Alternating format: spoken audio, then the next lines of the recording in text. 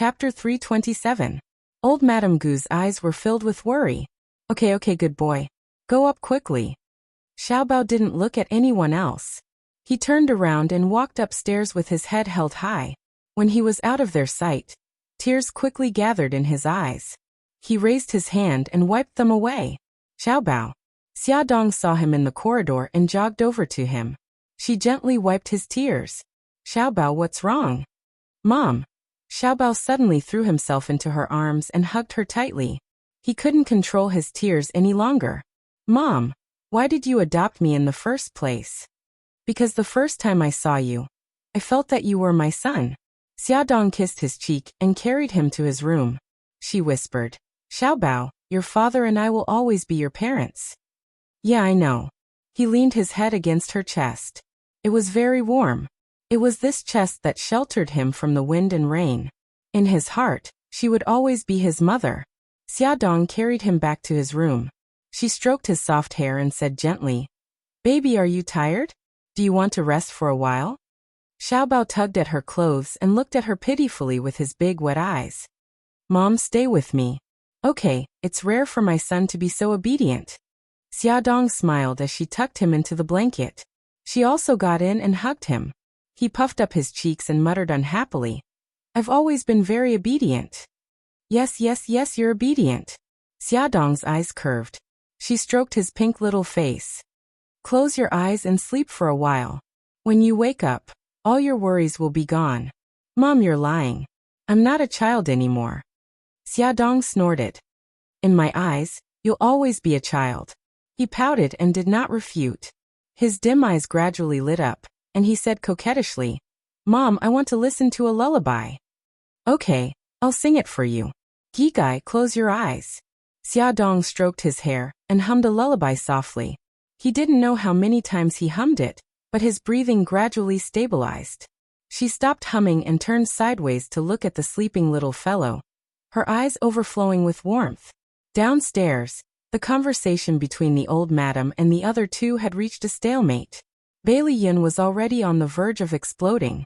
The old lady gave him a look to stop him from speaking again, and ordered Suzuki Chisakura to leave. Miss Suzuki, we will consider your conditions. Please go back first. All right, old madam. Let me remind you that the court will be in session in a week. You have to make a decision as soon as possible. With that, Suzuki Chisakura politely bowed to the old madam and Bailey Yin before leaving. The old madam supported her forehead with one hand, looking exhausted. Yin, is what that woman said true? Is Xiaobao really your son? Bailey Yin lowered his eyes. Yes. The old madam was stunned for a moment before she sighed slowly. You heard her conditions. What do you think? Bailey Yin did not hesitate. I won't marry her, and I won't live with her in Japan. Xiaobao's custody can't be handed over to her either. The old madam looked at him. Are you ready to raise Xiaobao? Bailey Yin looked serious. Grandma, I know I've done a lot of ridiculous things in the past. I've thought it through these 2 days. It's time for me to pay for my past absurdity. Whether you agree or not, I'll fight for the custody of Xiaobao. He's my son. He emphasized the last sentence with a serious look in his eyes. The old madam's eyes gradually filled with admiration. She nodded. Yin, you finally matured. Don't worry. As long as you're determined, the Bailey family will fight for Xiaobao's custody no matter what price we have to pay. If the old madam still had some misgivings before, she no longer had any. After all, Xiaobao was still a descendant of the Bailey family. She couldn't be happier. The old madam quickly announced the news to the whole family. Everyone felt the same way. At first, they were shocked, but after thinking about it carefully, they felt happy. No matter what, Xiaobao was still a descendant of the Bailey family. After everyone calmed down, they began to discuss how to deal with Suzuki Chisakura. Bailey Han said. Lawyer Yin said that if the case is purely about the adoption, we have a high chance of winning. However, if Suzuki Chisakura turns her attention to fighting for custody with the child's father, the outcome will be difficult to predict because the law generally favors the mother. The old madam nodded. That's what I'm worried about.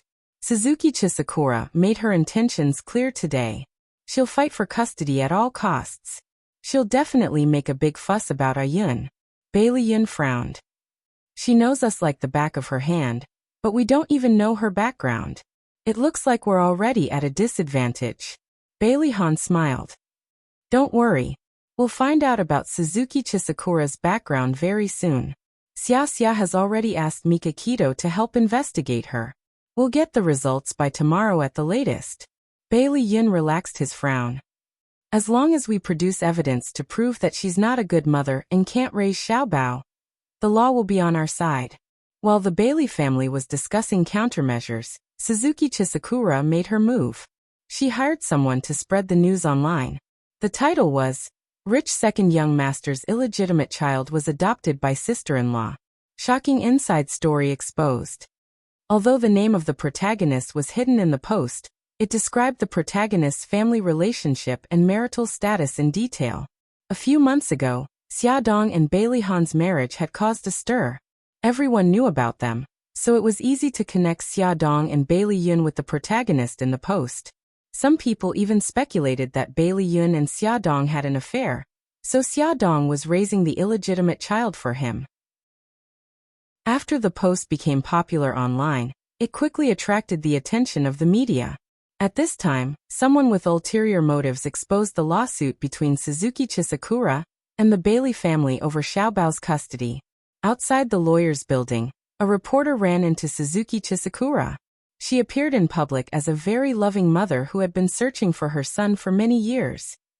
Her eyes were red as she repeatedly said that she didn't want to ruin the Bailey family's peaceful life. She just missed her son so much that she wanted to reunite with him. In short, before the lawsuit started, the public began to sympathize with the weak Suzuki Chisakura. A large number of reporters flocked to the Bailey family's mansion, wanting to interview them, but they all avoided meeting them. Even if they were unfortunately blocked by reporters, they kept their mouths shut and remained silent. The battle between the Bailey family and the Japanese woman for the child began with a bang. Everyone was curious and wanted to see who would win. There were 5 days until the first court hearing. Xia Dong finally received the information from the Yamaguchi group from Japan. There were a total of 10 sheets of paper, all of which contained information about Suzuki Chisakura. Xia Dong hurriedly skimmed through the information and her face darkened. She felt that this was a serious matter, and immediately handed the information to Old Madam. After reading it, Old Madam angrily slammed the information on the table and said, "This Suzuki Chisakura is really something. If she's so capable, why didn't she wait until she was infertile to find Xiaobao? She obviously wants to use Xiaobao." It turned out that Suzuki Chisakura's personal information was full of misdeeds. After she abandoned Xiaobao, she became a kabuki to make a living. Later, she hooked up with Matsuda Taro, the leader of the Matsuda Mafia in Tokyo, and became his mistress. She was Matsuda Taro's mistress for 2 years. One day, Matsuda Taro's wife and son died in a car accident. According to the information, Suzuki Chisakura was the main suspect in the accident. However, due to insufficient evidence, she was acquitted.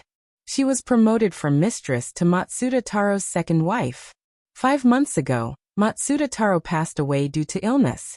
Suzuki Chisakura defeated Matsuda Taro's nephew, Matsuda Taihei, with the support of several elders in the mafia. She ascended to the position of mafia leader and became the first female mafia boss in Tokyo. According to the information, Suzuki Chisakura did not give birth to a child for Matsuda Taro in the past few years. She had gone to the gynecology hospital for a checkup. According to the doctor, she had lost her ability to conceive. It was not difficult to explain why she was determined to take back Xiaobao's custody. It was because Xiaobao was her only child in her life. Moreover, although she controlled the Matsuda Mafia, her power was still weak. If the power behind her genius son helped her, it would be much easier for her. Xia Dong frowned and said, "Grandma, if these things are exposed, Suzuki Chisakura won't have the upper hand in court. However, I think it's better to deal with it privately. I don't want Xiaobao to be hurt." The old lady nodded. "You're right. We have to think about this carefully. Xia, call Ahan back and let him take a look at this information." Bailey Han received a call from Xia Dong and immediately rushed back from the company. After carefully reading the information on Suzuki Chisakura, he said, although Suzuki Chisakura has controlled the Matsuda Mafia, Matsuda Taihei's power must still be in the Mafia. We can use this as a breakthrough. Xia Dong's eyes lit up. You plan to help Matsuda Taihei compete with her for the position of Mafia leader? Bailey Han smiled. That's right. If there's a fire in her backyard, she won't have so much energy to fight with us. She has something on us, but we also have something on her. It's just a matter of whose trump card is bigger. The old lady nodded approvingly. I think it's more appropriate to leave this matter to Mika Kito. Yamaguchi-gumi has deep roots in Japan, and can gain Matsuda Taihei's trust. Xia, help me contact Mika Kito. I'll ask her for help personally. Attention Songshu 566. Chapter 328. On the day of the trial, the media gathered. There were many reporters and cars outside the courthouse. As soon as the plaintiff, Suzuki Chien Sakura's luxurious Maserati appeared, all the cameras were focused on her. Not far away, the host of the live broadcast introduced Suzuki Chien Sakura to the audience in front of the TV. Ladies and gentlemen, the car driving into the courthouse is the plaintiff, Suzuki Chien Sakura. Suzuki Chien Sakura is the second wife of Matsuda Taro of the Matsuda Group. She came all the way to China to find her son who had been separated from her for 5 years. In front of the public, Suzuki Chien Sakura's image as a mafia boss was gilded. The Mafia Matsuda Group had also transformed into a famous industrial group in Tokyo. Just as the female host was talking about Suzuki Chien Sakura and the case, Bailey Yun's car slowly drove into the media's line of sight. He had changed his usual cool and unrestrained image in front of the media. It was rare for him to wear a formal suit and tie, and his blonde hair was dyed black. Obviously, he wanted to win the favor of the public and the judge with his image. Hello, Second Master. What are your thoughts on today's trial? Are you confident? Second Master. Did you know beforehand that Xiao Bao was your son? Second Master. What happened between you and Miss Suzuki Chien Sakura? Is it possible for you to get back together and give your child a complete family? Second Master. In the face of the torrent of questions from the reporters, Bailey Yun's expression was cold and solemn. He replied in an official tone. The trial is about to begin. Please wait and see. After that, he did not speak again. His thin lips were pursed as he walked to the courthouse under the protection of his bodyguards. Then, both sides' lawyers entered the courthouse and were also besieged by the reporters. However, the lawyers were all experienced and could not be influenced by anything. They solemnly said, no comment, and stepped into the courthouse. There were 10 minutes before the start of the trial. The plaintiff and the defendant had already taken their respective seats. Suzuki Chien Sakura looked at Bailey Yun, who was sitting opposite her. The corners of her lips curled up, and a smug look appeared in her eyes. She had a lot of evidence about Bailey Yun's absurd behavior in his early years, which was enough to push him into a disadvantageous position. Bailey Yun also stared at her with his deep eyes. His expression was calm and composed, as if he had a card up his sleeve. Suzuki Chisakura raised her eyebrows, treating his current behavior as a meaningless struggle before his death. There were still 5 minutes to the start of the trial. The judge slowly took his seat. Chien Sakura's phone suddenly rang. She glanced at the caller ID, pressed the answer button, and whispered in Japanese, Ikeda, what's up? Madam, something bad has happened. Matsuda Taihei has convinced the 5 elders and plans to elect a new gang leader in 3 days. What? Suzuki Chisakura's expression changed. How could this be? Didn't we already take care of those old men? It's said that Matsuda Taihei bribed the 5 elders. In short, we'll be electing a new leader in 3 days. Madam, you should hurry back to Japan. Got it. Suzuki Chisakura hung up the phone with a gloomy face. The court session was about to begin. The staff reminded everyone present to turn off their phones or put them on silent mode. Just as Suzuki Chisakura was about to turn off her phone, a text message popped up on her phone. It was from Bailey Yun. Withdraw the lawsuit immediately, or you won't be able to keep your position as the gang leader.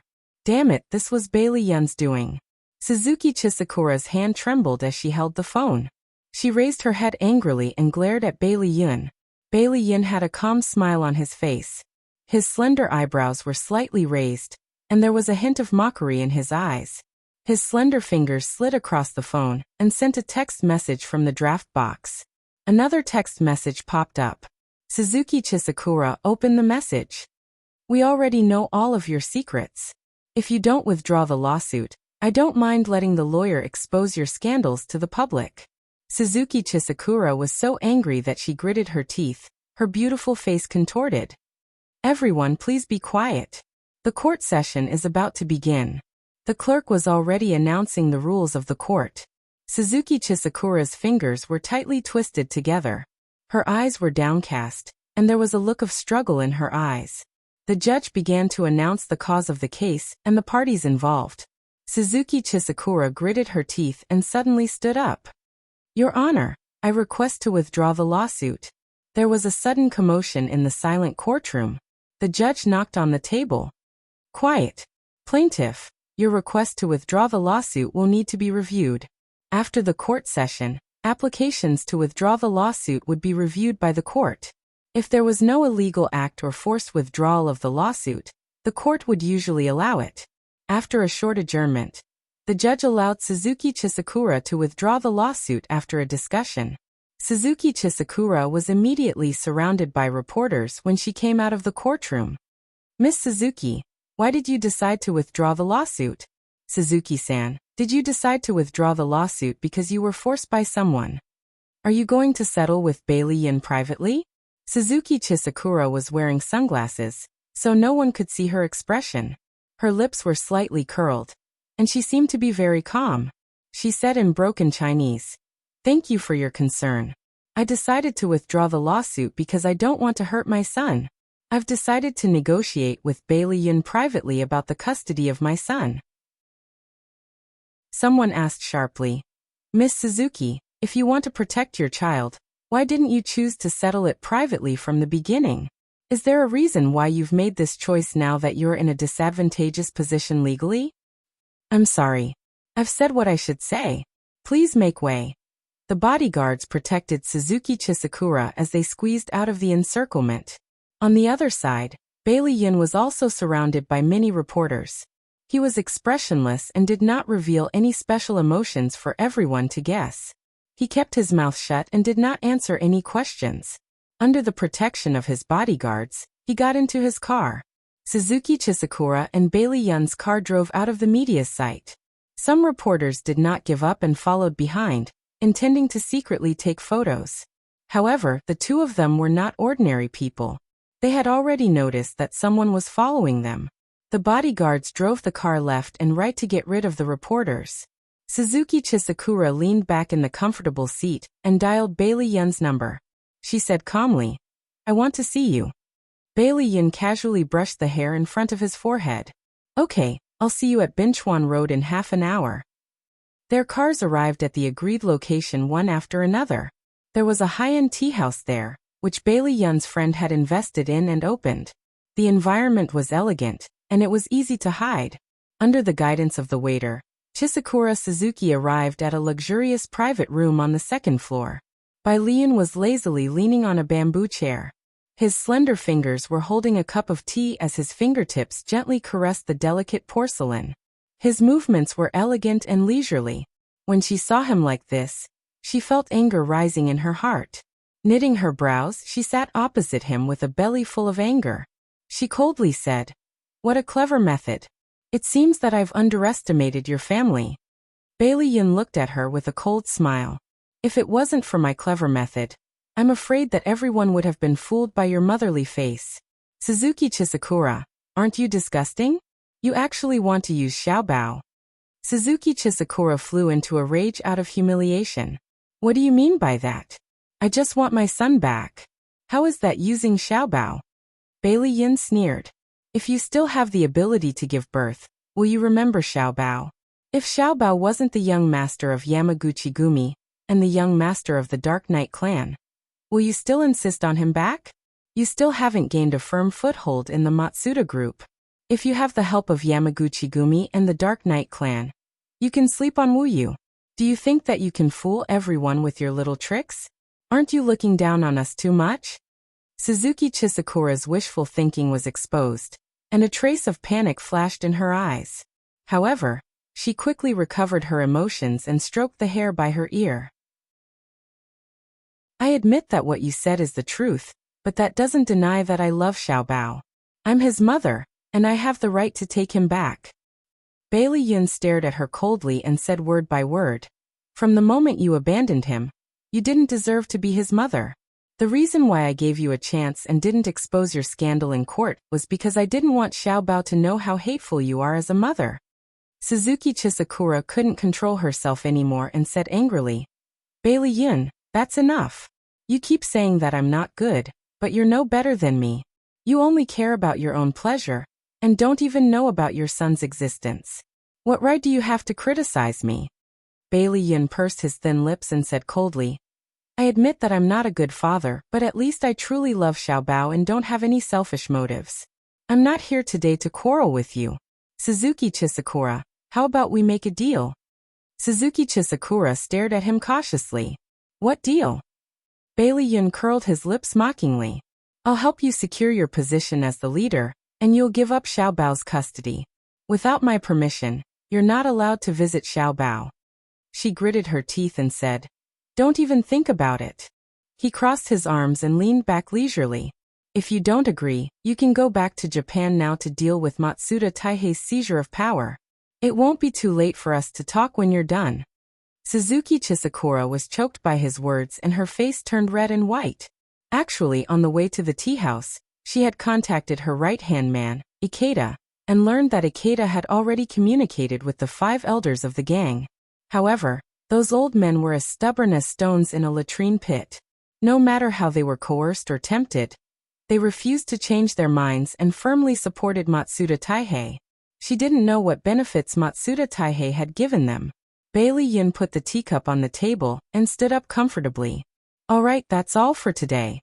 I'll be waiting for you to come back whenever you're done with your business. Suzuki Chisakura was furious, but there was nothing she could do. She could only watch as he walked out of the room. Then, she was so angry that she swept all the tea sets on the table to the floor. The tea spilled all over the floor, and the pieces flew everywhere. Add. Songshu 566. Chapter 329. Bailey Yun, who had just walked out of the door, naturally heard the noise inside. He patted the shoulder of the waiter standing next to him and winked at him. The waiter nodded, walked into the room, and bowed politely to Suzuki Sakura. Miss, this tea set is an antique from the Ming Dynasty. It's worth 5 million. Would you like to pay by card or cash? Suzuki Chisakura's vision turned dark, and she almost fainted from anxiety. Bailey Yun smiled, put his hands in his trouser pockets, and hummed a song as he went downstairs. In the hall, he met the owner of the tea house, Xiaoshu. Xiaoshu glanced at the second floor, raised his eyebrows, and smiled. No wonder you suddenly asked me to replace the tea set with a valuable antique. It's a pity that my porcelain was all smashed by someone's anger. Bailey Yun raised his eyebrows and smiled.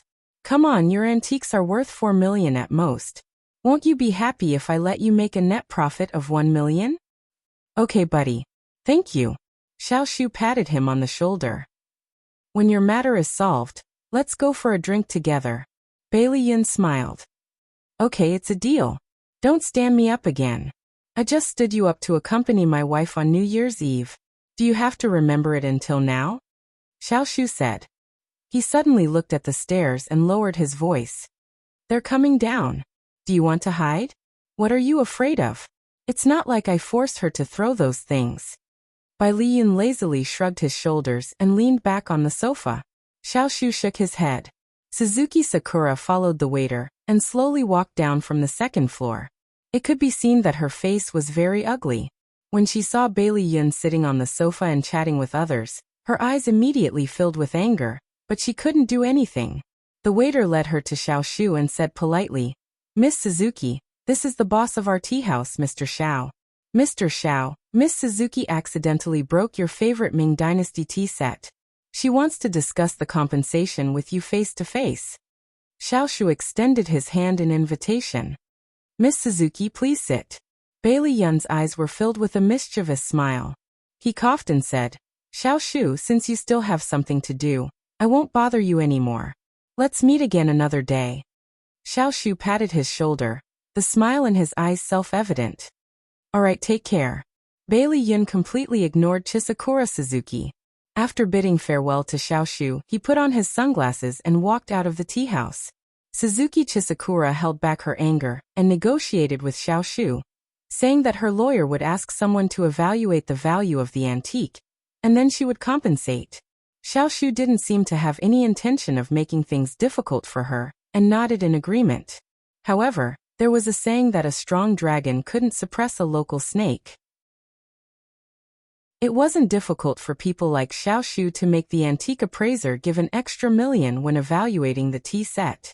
Bailey Yun suppressed Suzuki Chisakura and caused her to lose money, so he was in a good mood. He predicted that she wouldn't last long and would surrender to his conditions. After all, he had experienced Mika Kito's methods. He smirked and turned on the music in the car. Suddenly his phone rang. He turned off the music and answered the car phone. Hello, who is this? The person on the other end of the phone hesitated for a moment. Bailey Yun, it's me, Li Duobao. Bailey Yun's eyes narrowed. He coughed and his voice softened. What's the matter? Li Duobao grunted and said uncomfortably, I saw the news. It's about you and Xiao Bao. He tightened his grip on the steering wheel, and his expression became cold.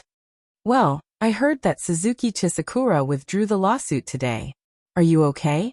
Bailey Yun's brows relaxed slightly and the corners of his lips curled up imperceptibly. Li Duobao, are you worried about me? She paused and suddenly shouted anxiously. I just don't want Xiao Bao to be snatched away by that woman. All right, I know my attitude is wrong because that woman is Xiao Bao's biological mother. Forget it, I don't know what I'm talking about. I'm hanging up. Don't hang up yet. Hello, Li Duobao. Beep beep. Bailey Yun stared ahead and his facial muscles twitched uncontrollably. This despicable woman actually dared to hang up on him. He turned the steering wheel with both hands and drove in another direction. Li Duobao was very annoyed and scratched her head hard. What nonsense was she talking about? She had nothing to do with Bailey Yun, so why was she so worried? Those were his family matters. Li Duobao stared at the landline on the table and frowned in frustration. Should she call him to apologize? She shook her head. Forget it. That guy would definitely misunderstand. Yes, that's right. She shouldn't call him. She was flying to New York tomorrow. She'd better hurry up and pack her luggage. Yes, that's it. Li Duobao muttered to herself and turned around decisively. She didn't look at the phone anymore and went back to the bedroom to pack her luggage. As she was too engrossed in packing her luggage, she quickly forgot what she was worried about. Half an hour later, she was already in the kitchen, planning to cook something delicious for herself. The phone in her pocket rang. She wiped her hands and took it out. When she saw the name on the screen, she hesitated for a moment. She asked carefully, Bailey Yun, what's the matter? Bailey Yun's cold voice came from the other side. Come downstairs. Ha! I'm downstairs. Come down right now. Okay, she immediately took off her apron, put on her down jacket, locked the door and ran downstairs. In less than 2 minutes, Bailey Yun saw a white figure running towards him. Li Duobao bent over and supported her legs with both hands, panting heavily. I'm so tired. I ran down. Bailey Yun stared at her in disdain. Then his gaze fell on her feet. She was wearing a pair of furry slippers with rabbit ears. Isn't there an elevator? Also, why didn't you change your shoes and zip up your clothes? She scratched her head embarrassedly. I was afraid that you'd wait for too long. His eyes flickered. He suddenly walked forward and held her shoulders with both hands to help her stand up straight. Then he grabbed the hem of her down jacket. She widened her eyes in shock. What are you doing? Idiot, I'm going to help you zip it up. Bailey Yun lowered his head and slowly pulled up the zipper of her jacket. Li Duobao blushed in embarrassment and took 2 steps back. Why are you looking for me? Which floor are you staying on? Let's talk upstairs. Bailey Yun turned and walked towards the building. She was stunned for a moment and ran after him. I'm on the 5th floor. The room wasn't big, but it was very clean and decorated cozily. There were 3 or 4 cartoon character pillows on the sofa in the living room. There was a thin blanket on the back of the chair. Seeing that he was staring at the blanket, she quickly put it away and hid it behind her back. She smiled awkwardly. I like to lie on the sofa and watch TV. Have a seat first. I'll be back soon. She ran back to the bedroom with the blanket and quickly rushed to the kitchen to make a pot of hot tea for him. The aroma of rice wafted from the rice cooker. Bailey Yin looked up at the kitchen. You're cooking? Yeah, I haven't cooked yet. Do you want to stay for dinner? All right, he answered quickly. She hesitated for a moment and said, Why are you looking for me? Bailey Yin leaned back and leaned against the sofa comfortably. He held his chin with one hand and looked at her with a burning gaze. Let me ask you, were you worried about me when you called me just now? Her cheeks were slightly hot. I wasn't worried about you. I was worried about Xiaobao, he pressed on. You were asking about me. She lowered her head and scratched the sofa with her fingers. She said stubbornly, That was a slip of the tongue. I wanted to ask if you guys were okay. His lips moved. He wanted to say something, but she stood up and said angrily, I'm not going to talk nonsense with you anymore. I'm going to cook. Bailey Yin watched as she busied herself in the kitchen. His irritable mood gradually calmed down. He thought that it was time to sort out his feelings for Li Duobao. Was it a spur-of-the-moment interest in her? Was it because he found her fresh and interesting, or did he really like her? Li Duobao still remembered the embarrassing incident when she treated him to hot pot last time. This time, to take care of his taste, some dishes didn't have chili, while some dishes only had a little chili. Bailey Yin helped her bring the fragrant dishes to the table. The dishes that looked, smelled, and tasted good made his appetite whet.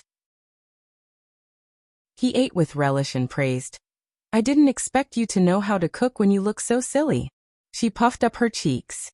Her big eyes were filled with dissatisfaction. Are you praising me? When I was young, my father passed away early. My mother was very busy with work. When I came home from school, I would cook and wait for my mother to come back so that we could eat together. Bailey Yun looked at her with a complicated expression. She suddenly burst out laughing. You don't know. When I first learned how to cook, I was only 7 years old. I was too short. Here, I was this tall. She gestured with her hand. When I was cooking, I couldn't reach the pot, so I moved a small stool in front of the gas stove and stood on it to cook. In the end, one time, I was too close to the gas stove, and the flames almost set my clothes on fire. Fortunately, I smelled the stench. Bailey Yun's heart felt stuffy and a little uncomfortable. He stared at her. You were almost injured. How can you still laugh? She touched her nose embarrassedly. It was very dangerous at that time. But now that I think about it, I feel that it's very funny. Bailey Yun suddenly had an impulse to hug the silly girl in his arms. She grew up in a single-parent family and had a perverted stepfather. However, she had developed a cheerful personality. She did not complain about misfortune and was positive and optimistic about life. She was a very silly but very cute girl. His gaze made Li Duobao a little uncomfortable. She touched her cheek and pouted. Why are you staring at my face? Is there something dirty on it? He suddenly grinned. Come here. I'll help you wipe it. Oh, okay. She obediently moved her face closer to his. He leaned over and gently planted a kiss on her rosy cheeks. Her eyes suddenly widened. He said, Li Duobao, let's date. This time I'm serious. Add Songshu 566. Chapter 330. Li Duobao's eyes were filled with panic. She suddenly screamed and pushed him away. She fled into the bedroom in a panic, even dropping one of her furry slippers. No matter how much Bai Liyun knocked on the door, she refused to come out, and refused to talk to him. In the end, he had no choice but to put on his coat and leave. Before leaving, he knocked on her door again. Li Duobao, I'm serious. I think I like you. Think about what I said. Bai Liyun nodded and said, Li Duobao, I'm serious. I think I like you. There was still no response from the room. Bailey Yin was a little disappointed and annoyed. He walked out of the building dejectedly. An hour later, he was still sitting in the Ferrari, looking at the floor where she lived from afar. He pounded the steering wheel in annoyance. How could he have been so reckless? He must have scared her now. When he thought of her panicked eyes, as if he was a pervert, he couldn't help but feel annoyed. He called her number, but no one answered. Maybe he should give her time to calm down and think about it. Bailey Yun sighed and finally started the car. Suzuki Chisakura returned to Japan that day. However, she didn't give up on Xiaobao. She had people secretly follow Bailey Yun and monitor the situation at Bailey's house. When she rushed back to the Matsuda group, she realized that the situation was so serious that she couldn't solve it. Even the subordinates who used to support her had now transferred to Matsuda Taihei's camp. When she communicated with the 5 elders, she found out that Mikakito had intervened in the matter. He was using the power of Yamaguchi Gumi to put pressure on the 5 elders. Suzuki Chisakura immediately contacted Mikakito and wanted to negotiate with him, but Mikakito refused to talk to her. He asked Suzaku to pass on a message to her. He said, "If you don't give up Xiaobao's custody, she can never be the leader of the Matsuda group." Suzuki Chisakura was so angry that she threw the phone on the floor. She crazily pushed everything on her desk to the floor. After a while, she slumped against the back of the chair and took out a very small photo from the drawer. In the photo was a cute baby. Her slender fingers caressed the photo as tears slowly slid down her face. After a long time, she put the photos back into the drawer. There were still 2 days left. She hoped that things would turn around. However, fate did not favor her. The subordinates who were monitoring Bailey Yun and the Bailey family reported that they did not find any evidence that could be used against them. Chien Sakura even thought of kidnapping the Bailey's family to threaten them. But they seemed to be prepared. They rarely went out in the past 2 days, and even if they did, there were at least 2 bodyguards following them. It was almost impossible to kidnap them. On the 3rd day, it was time for the Matsuda group to elect a new leader. Matsuda Corporation headquarters, inside a spacious and luxurious conference room. Wearing a kimono, Suzuki Chisakura sat at the head of the table with an expressionless face. Matsuda Taihei arrived late. He was wearing a black suit, and there was a gentle smile on his handsome face. It was obvious that he had a card up his sleeve. He was followed by the 5 elders, who looked like they were at his beck and call. "Auntie, I'm late. Please don't mind." Matsuda Taihei greeted her politely, but in Suzuki Chisakura's eyes, it was a provocation. Her beautiful eyes suddenly narrowed, and then she smiled. "Taihei, you're a nosy person. It's understandable that you're late." The 2 of them had already begun to exchange words. The elder coughed and said, "Ladies and gentlemen, today's meeting is to discuss the re-election." The old man rambled on, saying that Suzuki Chisakura was a woman and did not have the ability to lead the Matsuda group. The nephew of the former leader, Matsuda Taihei, was young and promising, and was the best candidate for the position. The more Suzuki Chisakura listened, the angrier she became. She felt terrible to see someone who used to support her become a supporter of her opponent. Her thirst for power swelled in her heart, and she felt like she was about to explode. She looked at the phone on the table, and finally made up her mind. She coughed and interrupted the elder's long speech. "I'll take a 2-minute break. I have something to do." She did not care about the ugly expressions on everyone's faces. She picked up her phone and walked out of the conference room calmly. In the office, Suzuki Chisakura dialed Bailey Yun's cell phone. "Bailey Yun, I agree to your conditions." Bailey Yun's magnetic voice came through. "I'll say it again. My conditions are: 1. You give up Xiaobao's custody. 2. You're not allowed to visit Xiaobao without my consent." She gritted her teeth and said resolutely, "I agree to all of them." "Very well. Tell me the fax number, and I'll fax you the agreement." Bailey Yun had expected her to agree, so he had already asked the lawyer to draft the agreement. Suzuki Chien Sakura gave him the fax number, and within a minute, the agreement was faxed over. Bailey Yun said, "I've already signed the agreement. You just need to sign it, stamp it with your personal seal, and fax it to me. That's all." Suzuki Chisakura hurriedly read the agreement. It was very clear that she was willing to give up custody without any coercion. She had to get Bailey Yun's consent before she could visit Xiaobao. The agreement also stated that the agreement was effective from the day it was faxed. The terms were very strict, and there were no loopholes. She picked up the pen and was about to sign it when she hesitated. Suddenly, her subordinate knocked on the door. "Madam, Mr. Matsuda Taihei asked me to rush you." They could not wait for her to step down. She made up her mind and no longer hesitated. She signed her name, stamped her seal, and faxed the agreement to Bailey Yin. When she came out of the office, her aura changed. She was cold and arrogant. She was waiting to see the exciting scene when Matsuda Taihei fell from the peak of hope. It was also at that moment that Suzuki Chisakura witnessed Beitangshin's ability to control the world with a flip of his hand. Just a minute before she walked into the meeting room, the 5 elders received a text message at the same time. It was only a few words. "Change the direction of the wind." So when Suzuki Chisakura walked into the meeting room again, the atmosphere had changed. She glanced at everyone and said calmly, "The meeting continues. Great Elder, where were you?" The Great Elder smiled gently. "We were talking about a new election, which was requested by Mr. Matsuda Taihei. However, after discussing it with the other 4 elders and the brothers in the gang, we feel that there is no need for a new election."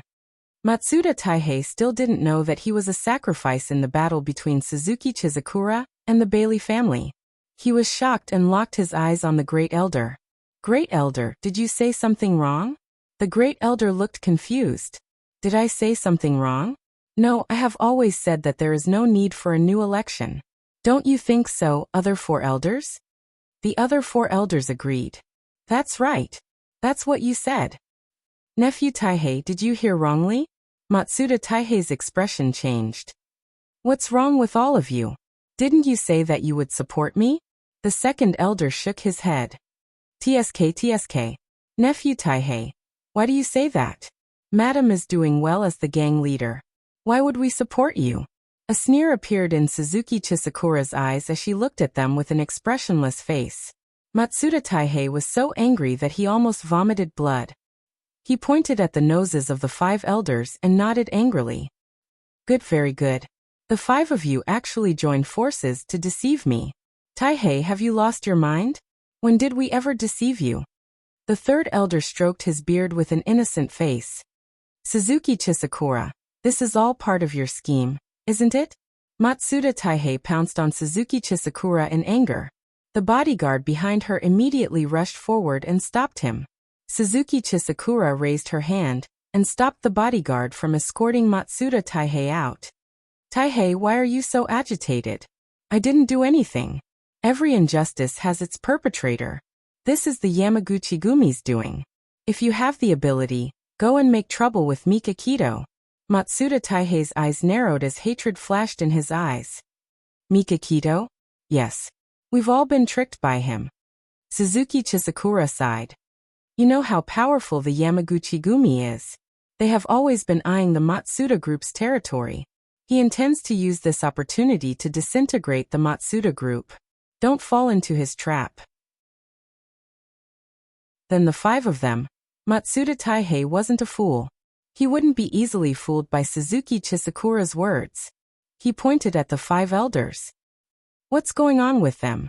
Suzuki Chisakura stared at the 1st elder with a smile. "First elder, please explain to Taihei." The 1st elder's forehead was covered in sweat.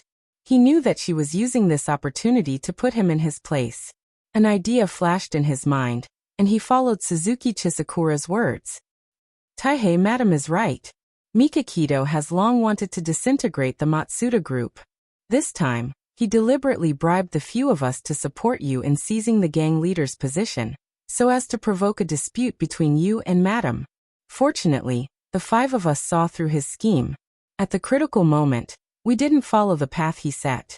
The 1st elder walked to Matsuda Taihei's side and waved his hand, signaling the bodyguards to let him go. He patted Matsuda Taihei's shoulder and said apologetically, "I'm sorry that we lied to you. However, we only pretended to fool Mika Kido. Please forgive us." The 2nd elder said, "Nephew Taihei, no matter what misunderstanding you have with us, it's a gang matter. Our common enemy is Mika Kido." Suzuki Chisakura looked at Matsuda Taihei with a sincere gaze.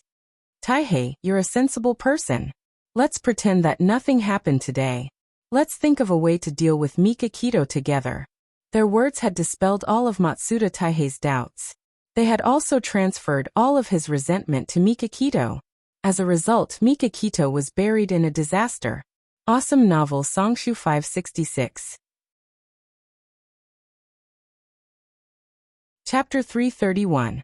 Mikakito had played a crucial role in the successful resolution of Xiaobao's matter.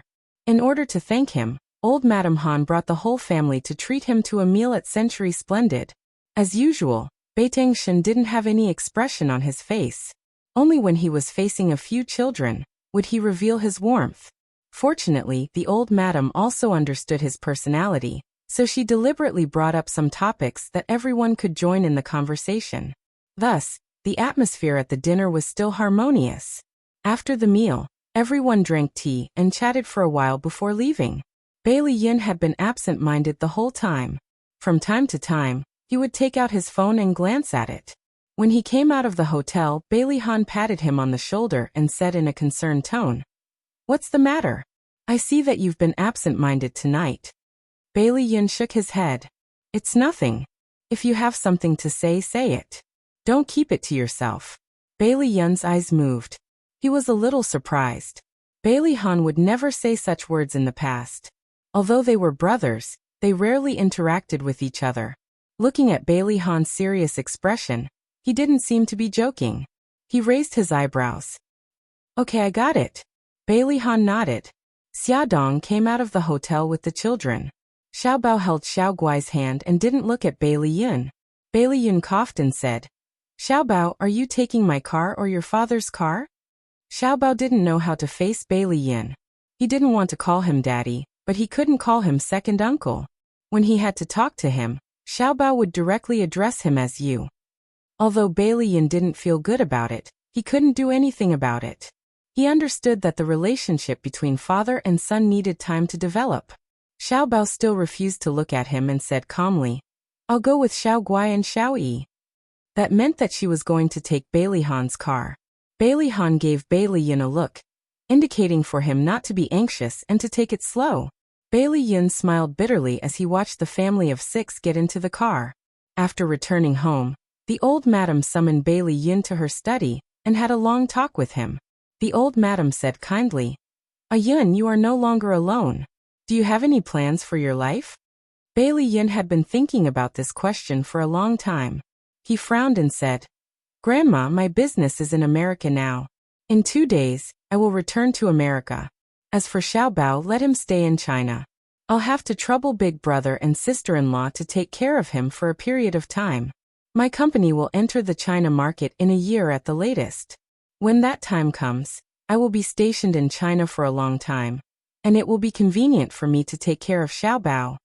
The old madam thought for a moment and said, "That's a good idea.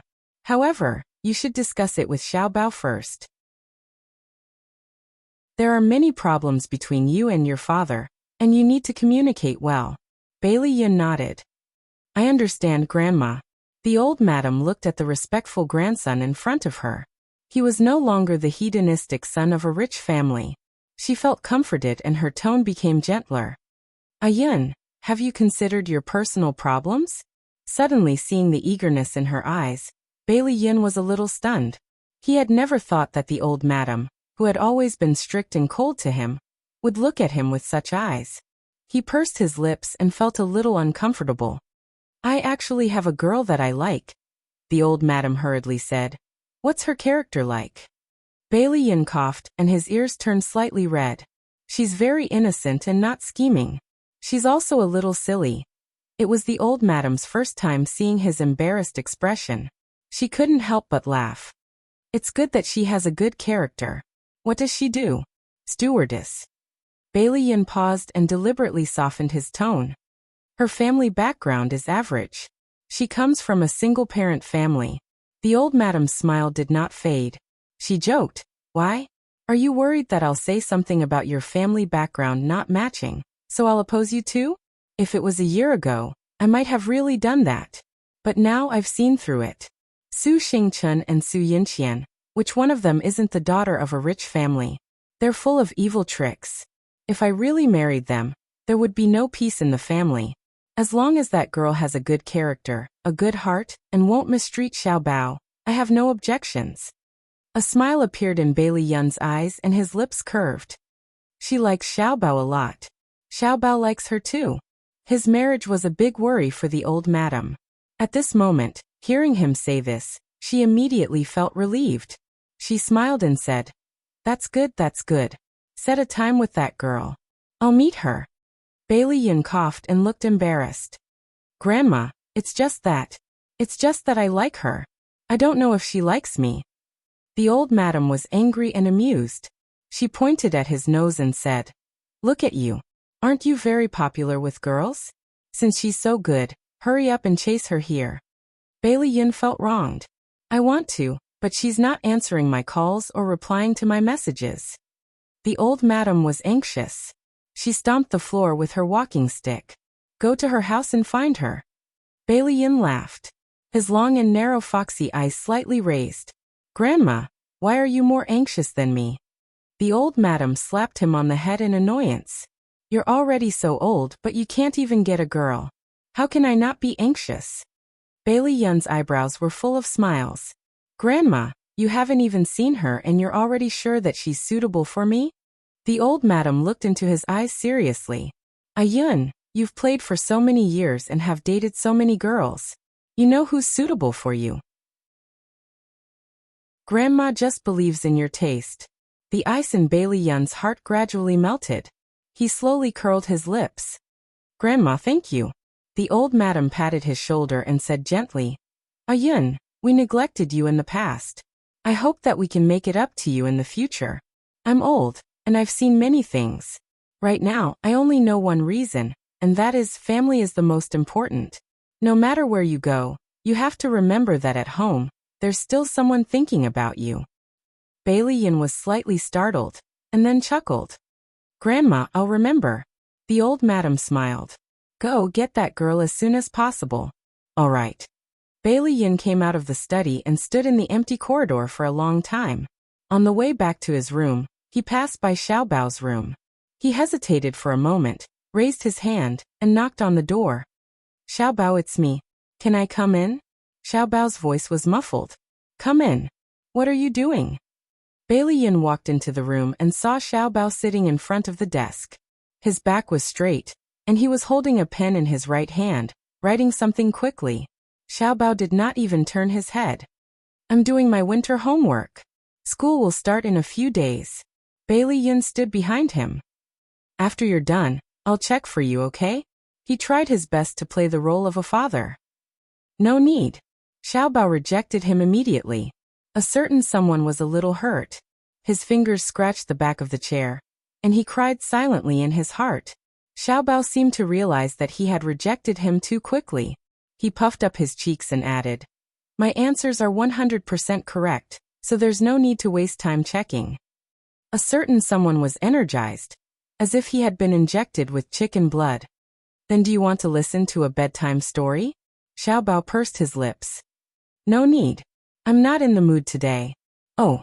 A certain someone was crestfallen again, and he sighed from time to time, like a resentful wife who had been abandoned. Xiao Bao's mouth twitched, and the handwriting on the exercise book became messy.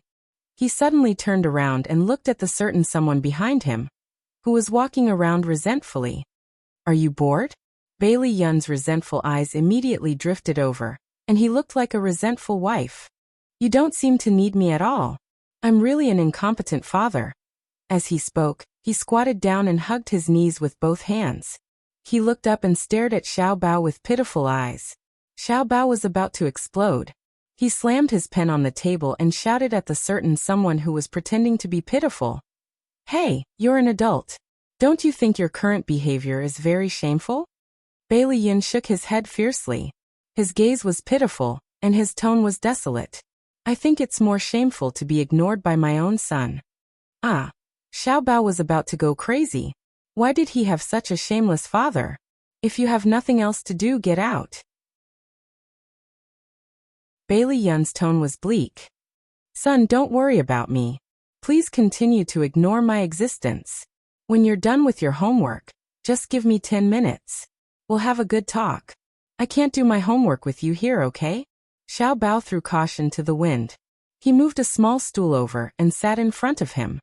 Tell me, what do you want to talk to me about? Bai Liyan patted his head. His foxy eyes narrowed into slits. Call me daddy and I'll tell you.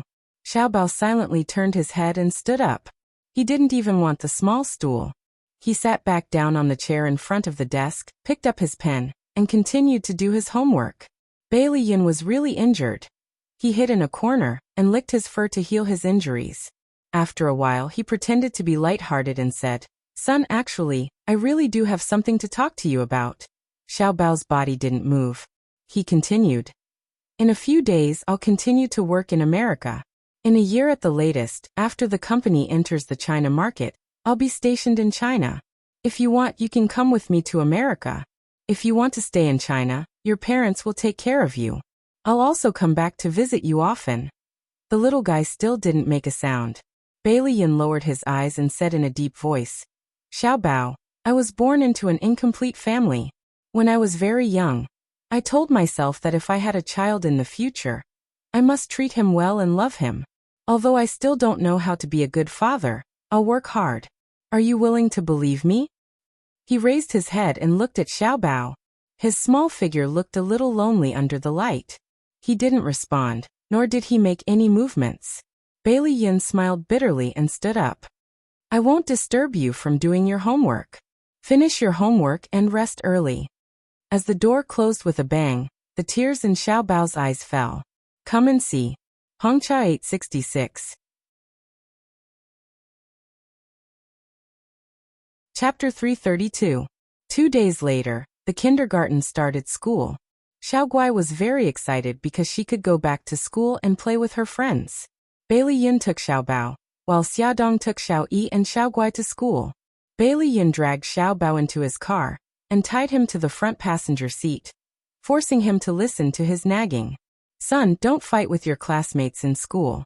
Of course, if someone beats you up, you can beat them back. Xiao Bao rolled his eyes. Are you telling me not to fight with others, or am I allowed to fight with others? Bai Liyan ruffled his hair. Don't take the initiative to hit others. If they hit you, don't hesitate to hit them back. Do you understand? Oh, Xiao Bao said. He looked up and asked curiously, what if I beat them to death? Bai Liyan's mouth twitched. Son, are you deliberately making things difficult for me? Xiao Bao snorted. It's good that you know. I'm not a 3-year-old kid who knows how to deal with conflicts between classmates. I don't need you to teach me. Okay, I know you're good. Bai Liyan's eyes suddenly lit up and he said, one more thing. No puppy love. Xiao Bao looked at him with disdain. Do you think I'm like you? Leave mercy everywhere. He enunciated the last 4 words with great emphasis. Bai Liyan coughed awkwardly. So, I'm a bad example. Don't learn from me. In school, you have to protect your sister and don't let her get bullied. Do you understand? Xiao Bao said impatiently. I know, naggy old man. Hey, your daddy, I'm still in my prime. How am I old? You dare to complain that I'm naggy now? When I'm 70 or 80 years old and really become an old man, are you going to kick me out of the house? Bai Liyan felt that it was necessary to teach him a lesson about respecting his elders. Xiao Bao glared at him with his big beautiful eyes and said fiercely, don't worry. Even if you're old and your teeth fall out, I'll take care of you. I'm your son after all. Although his attitude wasn't good, his words still made Bai Liyan feel good. Thus, he very shamelessly forgot his original purpose. He smiled and patted Xiao Bao's head, praising, Son, you said it very well. After reporting their arrival, Bai Liyan squatted in front of Zhao's face. Xiao Bao couldn't stand it and frowned. He grabbed Xiao Guai's little hand and said, the teacher has a meeting. Meeting? We'll be going. With that, the 2 little guys ran away. Bai Liyan's head drooped, and he looked like he had been dealt a blow. Xiaodong couldn't help but laugh. Ayun, you're starting to look like a father now. Bai Liyan was instantly revived. He raised his eyebrows and said, I can now understand how difficult it is for you. Xiaodong laughed. I'm serious. When it's cold, I want to remind him to put on more clothes. When he's hungry, I want to get him something to eat. When I don't see him for a while, I'm worried that something might have happened to him. He laughed at himself. I only know now that it's not easy being a parent. Xiaodong stopped laughing and walked to his side. She said seriously, Yin, don't worry and go to America. Your brother and I will take good care of Xiaobao. Bailey Yun's lips curved. Xia, thank you. Thank you for taking good care of Xiaobao all these years. Xiaodong smiled. You're treating me like an outsider. Xiaobao is also my son. He looked at her in a daze. He didn't know when it started, but when he saw her being intimate with Bailey Han, he didn't feel any heartache. He smiled and chuckled. Xia, seeing that you're happy, I can finally let go. Xiaodong pursed her lips and smiled. Fox, you'll find your happiness too. In the complicated emotional entanglements, the one who left didn't necessarily have to be alone for the rest of his life. There was still the most suitable person waiting for him. For example, Li Duobao. This woman that Bailey Yun missed so much was still unheard of. Before going abroad, he decided to go to her house again and have a good talk with her. Even if she rejected him, he would accept it. When he arrived at her door, he knocked for a long time, but no one answered. The neighbor opposite Li Duobao's house suddenly opened the door and poked her head out. She stared at Bailey Yun in confusion. You're looking for Duobao? She flew abroad yesterday. Bailey Yun asked politely. Do you know which country she flew to? The sister-in-law frowned and thought for a while. It's either England or America. Duobao mainly flies these two routes. When will she be back? Tomorrow. Bailey Yun thanked her. The sister-in-law glanced at him and was about to close the door when she suddenly thought of something.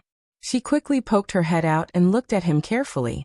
Then she shook her head and said seriously, Sir, Duobao is a good girl. If you're just playing around, don't look for her again. Bailey Yun's expression changed. He knew that the sister-in-law had recognized him. He pursed his lips and said in a deep voice, Sister-in-law, I'm sincere about Duobao. After saying that, he left the stunned sister-in-law behind and turned to leave. In the end, Bailey Yun did not see Li Duobao. His plane was about to take off. His family sent him off at the airport. After saying goodbye reluctantly, Bailey Yun squatted in front of Xiaobao and hugged her tightly. He pressed Xiaobao's head against his chest and said in a low voice, Xiaobao, I'm leaving. I'll come back to see you every month. I'll work hard and try to develop my career in the country as soon as possible. Listen to your parents. Don't make me worry. Xiaobao lay on his chest and listened to his heartbeat. Finally, she slowly reached out her hand and placed it on his back. She softly grunted. Bailey Yun was surprised and hugged her tightly. Finally, she kissed him on the forehead and said, Son, wait for me to come back. Bailey Yun let go of Xiaobao and dragged his suitcase. He turned around and did not look at her again. He was afraid that if he looked at her again, he would not have the courage to walk out of there. Seeing that his back was about to disappear at the security checkpoint, Xiaobao suddenly shouted, Daddy, I'll wait for you to come back. Bailey Yun's body suddenly froze. He turned around in disbelief and saw Xiaobao's teary eyes. He threw down his things and ran toward Xiaobao. He rushed to him at an extremely fast speed and picked him up from the ground. He hugged him tightly in his arms and his heart was beating wildly. Son, what did you just say? Xiaobao wrapped her arms around his neck and smiled as tears streamed down her face. Daddy, I'll wait for you to come back. Good son, Daddy loves you. Bailey Yun kissed him hard on the cheek as tears rolled down his cheeks. Shame, you're already an adult and you're still crying. Don't let your great-grandmother and the others see this. Xiaobao smiled through her tears. She took out a handkerchief from her pocket and wiped his tears. Bailey Yun hugged him and smiled foolishly. She pressed her forehead against his little one. Son, I'm so happy. Xiaobao bared her teeth and made a face. Old Madam and the others had red eyes and used handkerchiefs to wipe the corners of their eyes. After a short reunion, Bai Liyun still boarded the plane to the United States. However, this time, he no longer had any regrets in his heart. He was filled with a sense of responsibility. He was a father.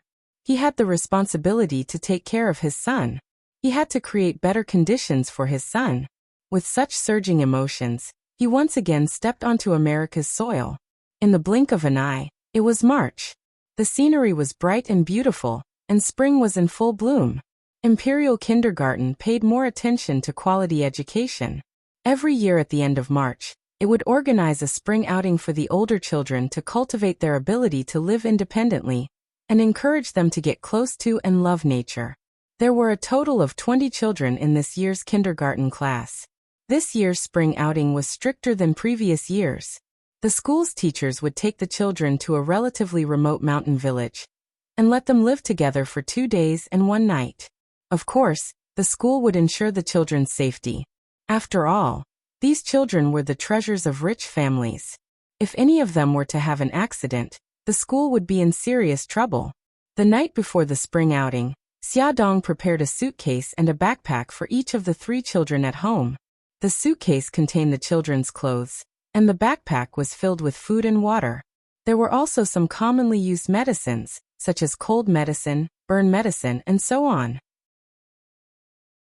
Xiaodong was afraid that she would forget something, so she dragged Bailey Han out of the study and read out the things she had prepared to him. "Honey, look. What's missing?" Bailey Han touched his chin. "If you have to say what's missing, it's the 2 of us." Xiaodong said angrily. "I'm talking to you about something serious. Don't joke around." He stroked her hair and said softly, "Honey, the purpose of the kindergarten spring outing is to cultivate the children's ability to live independently. If you've prepared everything for them, what else do you need them to do?" Xiaodong bit her lip. "I know, but I'm just worried." Bailey Han took her into his arms and stroked her back. He said softly, "When I was 4 or 5 years old, I was already learning Taekwondo and Judo from my teacher. Xiao Bao and Xiao Yi are boys. In the future, they will inherit the Bailey family. They can't be weak. We have to cultivate their ability to be independent from a young age." Xiaodong lay in his arms for a long time. Finally, she nodded. "Okay, I'll listen to you." He smiled and said, "There's one more thing, honey. I've already contacted the coach. Starting in April, the coach will teach the 3 children martial arts. Xiao Guai is a girl. Although she doesn't have to be as strict as her brothers, she still has to learn basic self-defense skills. The children of the Bailey family had to learn martial arts from a young age. It was a family tradition. Xiaodong knew about it a long time ago. Moreover, Xiao Bao had learned martial arts from Mika Kito when she was in Japan. Therefore, she didn't have any objections and nodded in agreement. "Okay, don't worry about the 3 little guys. The school will take good care of them." Bailey Han bent down and carried her to the bedroom. "It's getting late. We should rest." Beauty novel Xinwu 799. Chapter 333. In the end, the 3 school bags that Xiaodong had prepared for the children were left at home. The little guys dragged their small suitcases to the school gate to wait for the school bus. Many parents reluctantly accompanied and escorted them. Xiaodong was also one of them. Xiaodong did not know that while she was worried about the children, Bailey Han had already made arrangements. The school attached great importance to the safety of this activity. Even the location of the spring outing was only known to a few people, including the principal. This was to prevent the location from being leaked and attracting the attention of criminals. After all, these children were from wealthy families. If 1 or 2 of them were kidnapped, the school would be finished. The principal planned to hire bodyguards with excellent martial arts from a professional bodyguard company to protect the children's safety. Bailey Han got wind of this and personally went to the school to talk to the principal, expressing his willingness to sponsor the accompanying bodyguards. He had heard of financial and material sponsorship, but had never heard of manpower sponsorship. Although the principal was surprised, he still accepted Bailey Han's sponsorship because he knew that Bailey's bodyguards were very powerful. Therefore, Bailey Han transferred 10 brothers from the Dragon Gang to disguise as security guards to accompany the school bus and protect the children on the outing. The school bus slowly came and stopped at the school gate. This was a luxurious minibus. Including the driver, there were exactly 20 seats. The teacher had arranged the numbers in advance and let the children get on the bus according to the numbers. The parents helped them put their luggage into the car's suitcase. Xiao Yi and her siblings sat in the middle. Xiao Yi and Xiao Bao were in a row. Xiao Guai and another girl sat in front of her brothers. Xiaodong carefully adjusted their seat belts and then told them one by one. You Gigai kids, don't quarrel. Take care of each other, okay? Xiaoguai kissed her cheek. Okay, Mommy. Xiaoyi was the eldest. She patted her chest. Mommy, don't worry. I will take good care of my brother and sister. Xiaobao said. Mom, don't worry. We're just going out to play. Nothing will happen. The school bus was about to start, so Xiaodong and the other parents were forced to get off. She noticed that there was a black Mercedes-Benz in front and behind the school bus. When the Mercedes-Benz in the back passed in front of her, a head suddenly popped out of the window and chuckled at her. Young madam, Xiaodong was stunned. It was not until the three cars were far away that she realized that the man in the security uniform was Ah Bao. It must be Ah Bao. No wonder Bailey Han was so calm. He had already arranged everything. She suddenly felt like she had been played by her husband. Tears welled up in his eyes. Bailey Han was working in his office when his phone rang. It was a terrifying ringtone. My wife is calling, my wife is calling. He smiled and put the phone to his ear. Wifey. Then came the sound of gnashing teeth. Bailey Han, you're in big trouble. He laughed. You found out. She said angrily. Why did you hide it from me? He laughed even more happily. I like to see you busy like a headless fly. Oh, I'm going crazy. You're still laughing. Do you have fun teasing me? A certain someone was already in a state of rage. He was laughing so hard that he was almost out of breath. Wifey, you ahem, calm down. When we get home tonight, I'll let you do whatever you want with me. Humph, just you wait. I won't let you off. Xiaodong rubbed his chin and seriously considered whether he should use chili water or tiger stool. Bailey Han. Honey, you're too bloody and violent. After driving for more than an hour, the school bus from Imperial Kindergarten stopped at a small village about 50 kilometers away from City A. Many of the villagers in this village were working in the city, and there were only the elderly, women, and children left in the family. The culture of the villagers was also relatively simple. The school had already communicated with the village chief and rented 10 houses from 10 families for the children and teachers to stay in. As for the bodyguards, they would also sleep on the floor in the children's houses to make it easier for them to protect them. There were a total of 20 children, 9 girls and 11 boys. Because Bailey Han had specially informed the school, the teacher arranged for Xiao Yi and her siblings to stay in the same homestay. There were 8 girls and 9 boys left. 2 girls to a room, and 3 boys to a room. There was a bodyguard in each room to ensure their safety. Ah Bao was responsible for Xiao Yi and her siblings' safety. The children in the kindergarten were not surprised to see the bodyguards because they all had mini bodyguards at home. When they went to and from school, they were also protected by bodyguards. However, Xiao Guai and her siblings were different because their bodyguards were old acquaintances. Xiao Guai quietly tugged at Xiao Yi's sleeve and whispered, Brother Yi, that bodyguard looks like Uncle Bao. Xiao Yi whispered in her ear, It doesn't look like him. He is Uncle Bao. Oh, why is Uncle Bao here? The little cutie blinked her eyes in confusion. The smart Xiao Yi thought for a moment, then puffed up her cheeks and said, Because these bodyguards were sent by Daddy. Ah, Daddy is so awesome. Xiao Guai's eyes were filled with admiration. Don't be so loud. Don't tell anyone. This is a secret, okay? Xiao Bao suddenly came over and bared his teeth at the two of them. Okay, children. Now that you have checked your rooms, please hand over all your snacks, toys, and phones. There were 2 kindergarten teachers who came with them this time. One was called Ding Lin, and the other was called Yu Jinjin.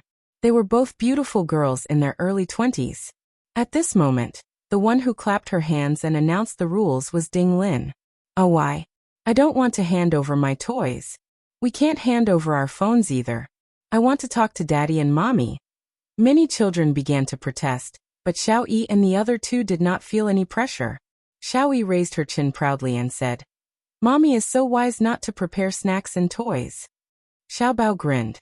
He would not tell Xiao Yi and Xiao Guai that he had secretly seen his mother prepare 3 big bags of things, but his father had forcibly stopped her. Although the children strongly protested, Ding Lin and Yu Jinjin still took away their snacks and toys.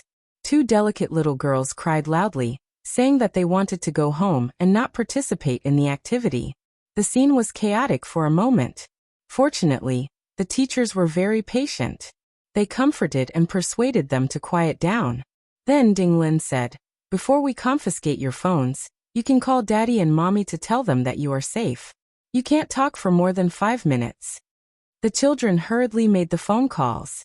After Xiaoyi dialed the number, he handed the small phone to Xiao Guai like a big brother. Xiao Guai said in a childish voice, "Mommy, we are fine now. I am very obedient and I didn't cry." Okay, I know. The teacher said that you can only talk for 5 minutes. I will give the phone to my brothers. Xiao Yi and Xiao Bao also talked to Xia Dong on the phone. They manly comforted her not to worry and said that things were going smoothly. Ding Lin and Yu Zhenzhen finally heaved a sigh of relief when they finally took away the children's phones. Then it was lunchtime. Everyone was given a boiled egg, a boiled potato, and a steaming hot meat bun. The children carried their lunch and returned to their little nest. Although the room was very simple, it was very clean. There was a very large wooden bed that was completely big enough for the 3 of them to lie down. The 3 children sat on small stools. Small bowls of food were placed on the small wooden table. Xiaoyi took out a stack of wet wipes from the suitcase and gave one to each child. After the 3 children wiped their hands clean, Xiaobao picked up an egg. "Gigai, eat the meat bun first. I will peel the egg for you." Oh, Xiao Guai hugged the steaming hot meat bun and carefully took a bite. Her delicate brows furrowed. "It's so hot, silly, blow it first." Xiaoyi took the meat bun from her hands and patiently helped her blow it. "Okay, you can eat now." Thank you, big brother." Although the conditions were very difficult, the children took care of each other and were very sweet. The children took an hour of lunch break. Then, the teacher took a loudspeaker and went door to door to wake them up.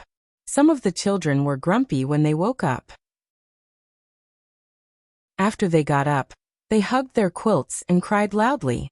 The teacher's hair almost turned white from worry. She didn't know if the spring outing could be completed successfully. The bodyguards were also in a particularly heavy mood.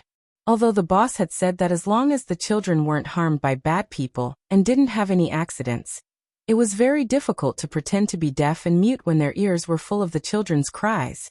Therefore, while Abao expressed deep sympathy for his subordinates, he was also very glad that his young master and young miss were very well behaved and never cried. "All right, children, stand properly. Now let's start counting." After making sure that all the children were present, the teacher Yu Zhenzhen clapped her hands and said, "The arrangement for this afternoon is like this. We will first enjoy the scenery in this area. After an hour, everyone will go to the orchards and fields to help the farmers pick fruits and vegetables. At 4:30, we will gather on the grass by the river and prepare to make dinner. Is everyone understood?" "Understood," the children said in unison. Xiao Bao raised her little hand. "Teacher, I have a question." Classmate Xiao Bao, please ask. "Teacher, is dinner prepared in the form of a picnic?" "Yes, when it's time to make dinner, I will explain some rules in detail. Now let's enjoy the scenery first. Do you have any questions?" "No," a soft child's voice said. "Okay, now children, please follow the team and don't get separated." Although this mountain village was remote, the natural scenery was very good. On the hillside, peach blossoms were blooming, and the clouds were rising. A clear river flowed by the side of the field. Large golden rapeseed flowers bloomed enthusiastically.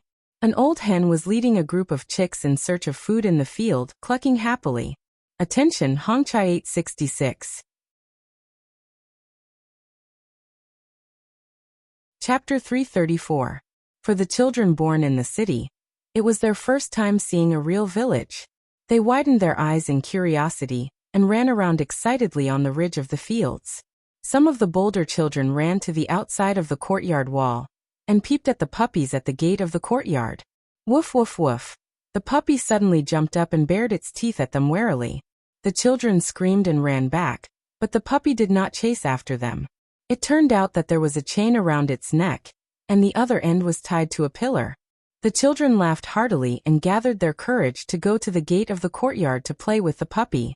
An old woman came out of the room when she heard the dog barking. Her right foot was not very nimble, so she walked with a limp. There was a large scar on the left side of her face. Although it was covered by her hair, it could still be seen clearly. Ah, a monster! A little girl screamed in fear when she saw the old woman's face.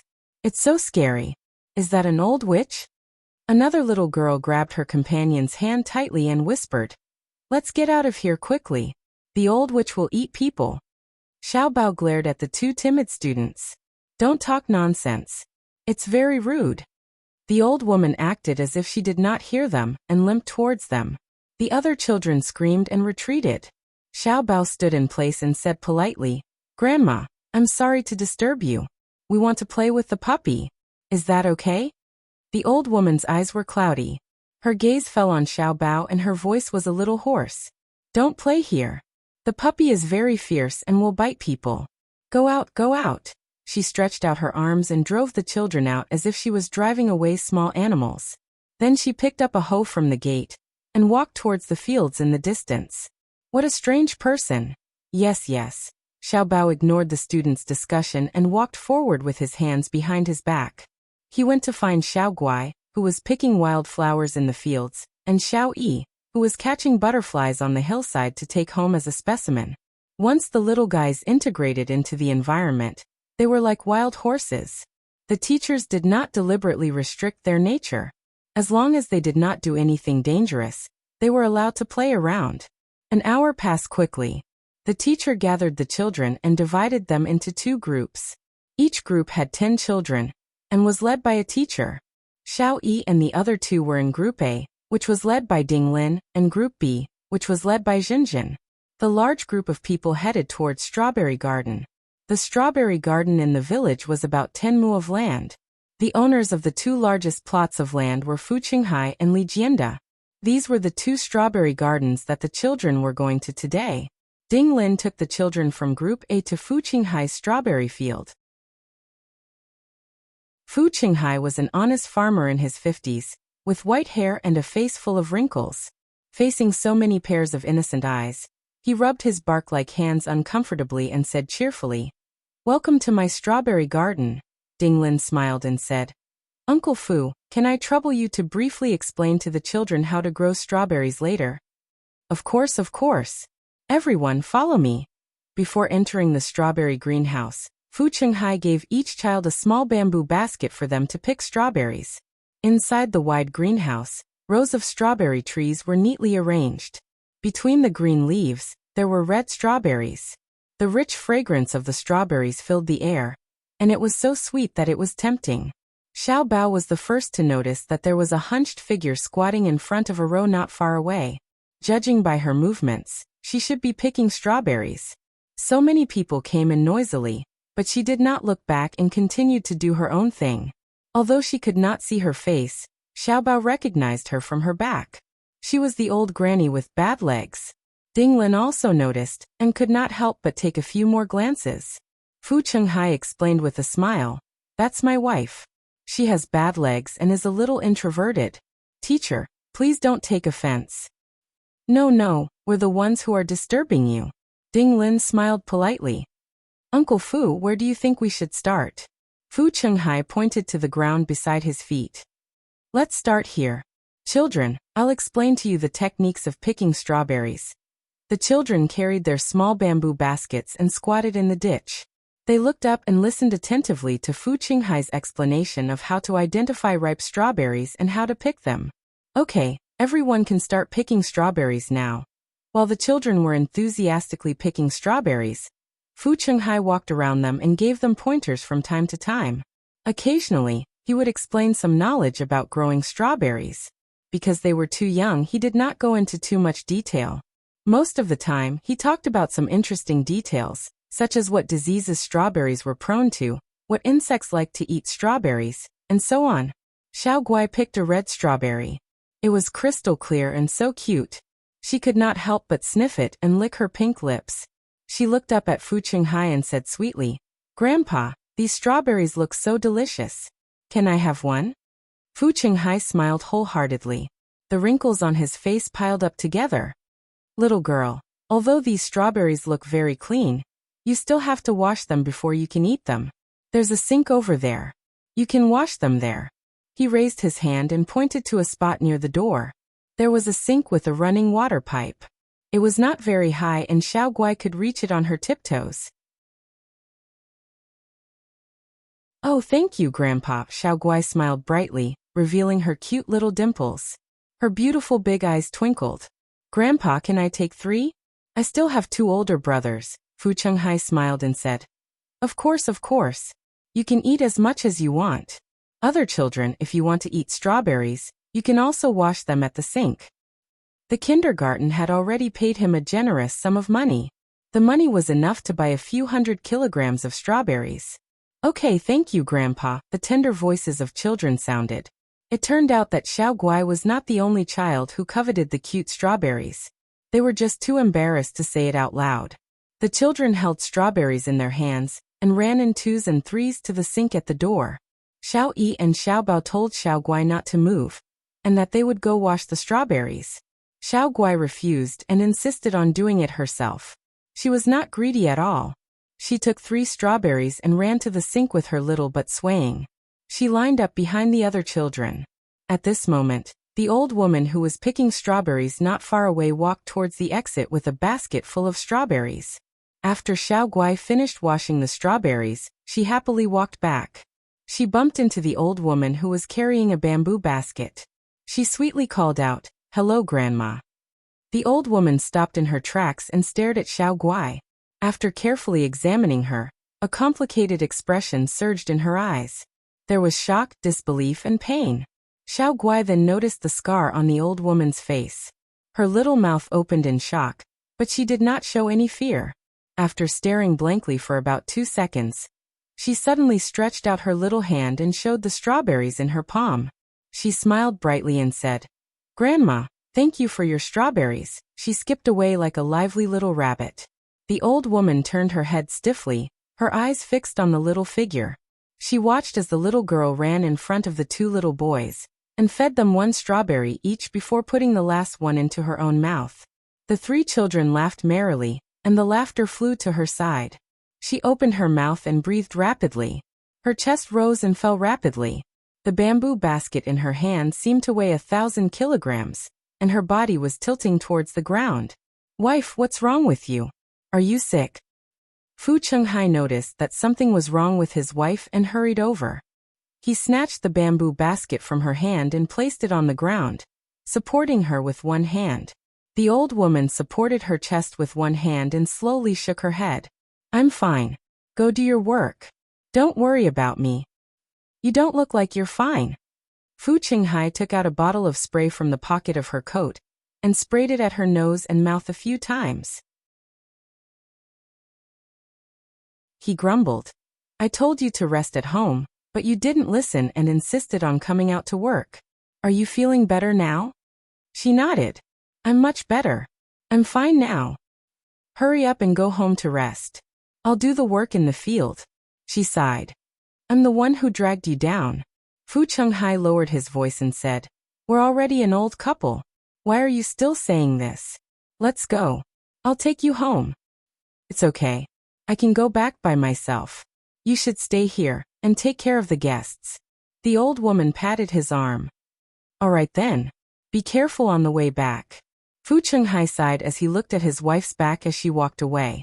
The old woman came out of the greenhouse and looked at the land full of spring with a dazed expression.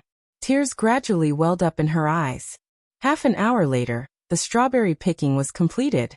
Each child, carrying a basket full of ripe strawberries, walked down the country lane, laughing and talking as they returned to their temporary lodgings. Gigai, give me the bamboo basket.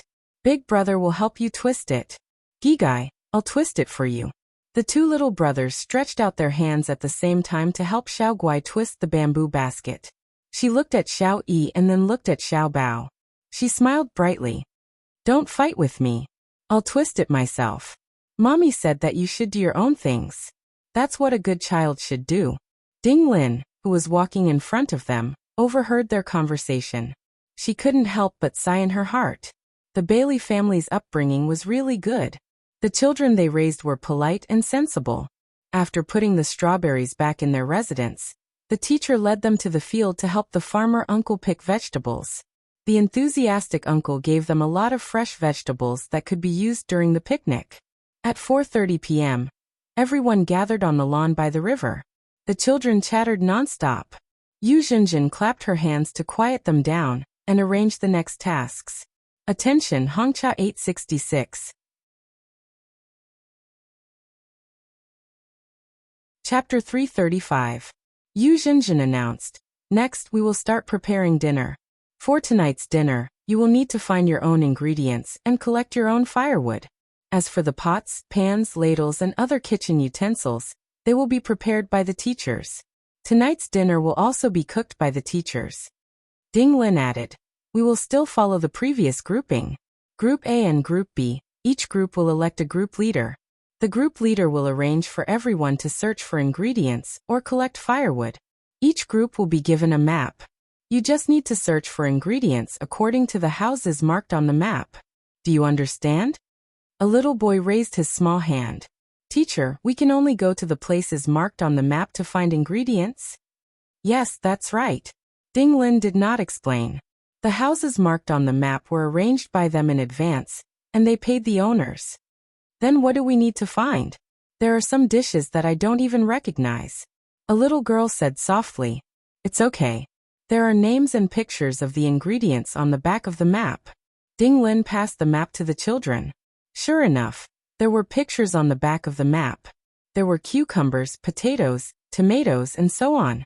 A few minutes later, Ding Lin said, "Now that you have received the map, you have to find the ingredients and firewood in an hour.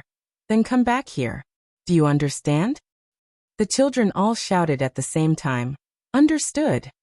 "Now I'll leave everything to you. Teacher, you and I won't bother about everyone. We'll just wait for everyone to come back and cook. We'll give a reward to the group that finishes quickly and well. On the other hand, we'll punish the group that doesn't do well.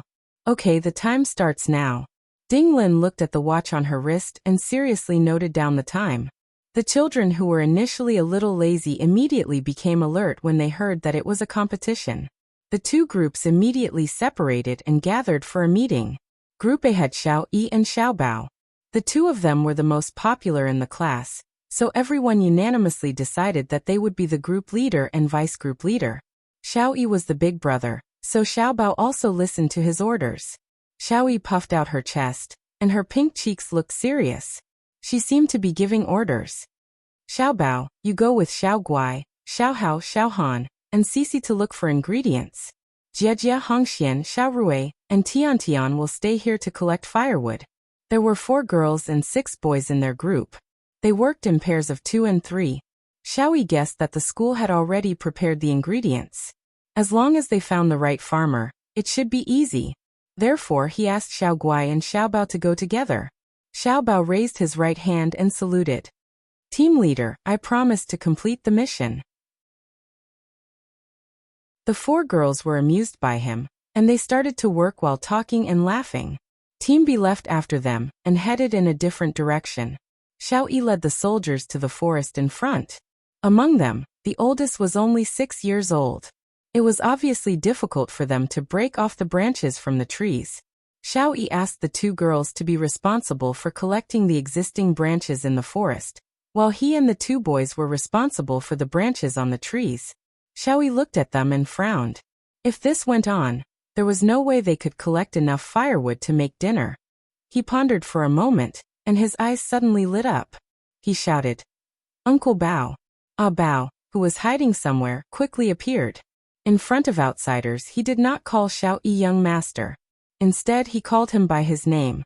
"Xiao Yi, what's the matter? Uncle Bao, you must have brought a dagger, right?"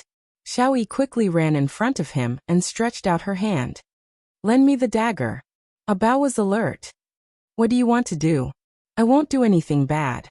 Hurry up and lend it to me." "Oh." Bao pulled out a dagger from his calf and handed it over. "This dagger is very sharp. Be careful." "Got it. Thanks. You can disappear now." Xiao Yi turned and ran. Bao's mouth twitched.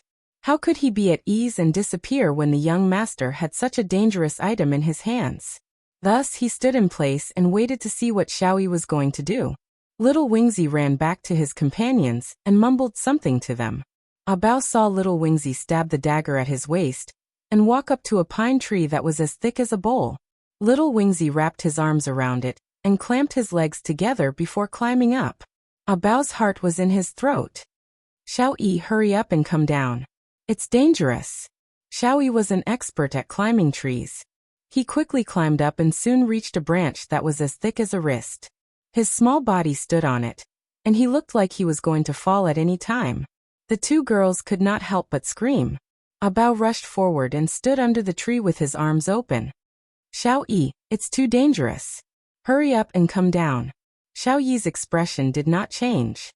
Uncle Bao, don't worry. I'll be fine. Don't stand here. I'm going to chop the branches. Everyone else, start working. We don't have much time left. So this was what he was going to use his dagger for.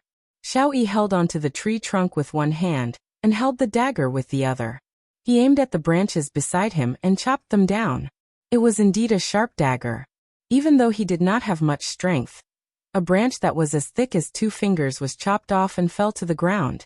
When the other 2 boys saw this, they looked for small trees within their strength and planned to break off the branches. Xiao Yi said, "Don't choose those small saplings.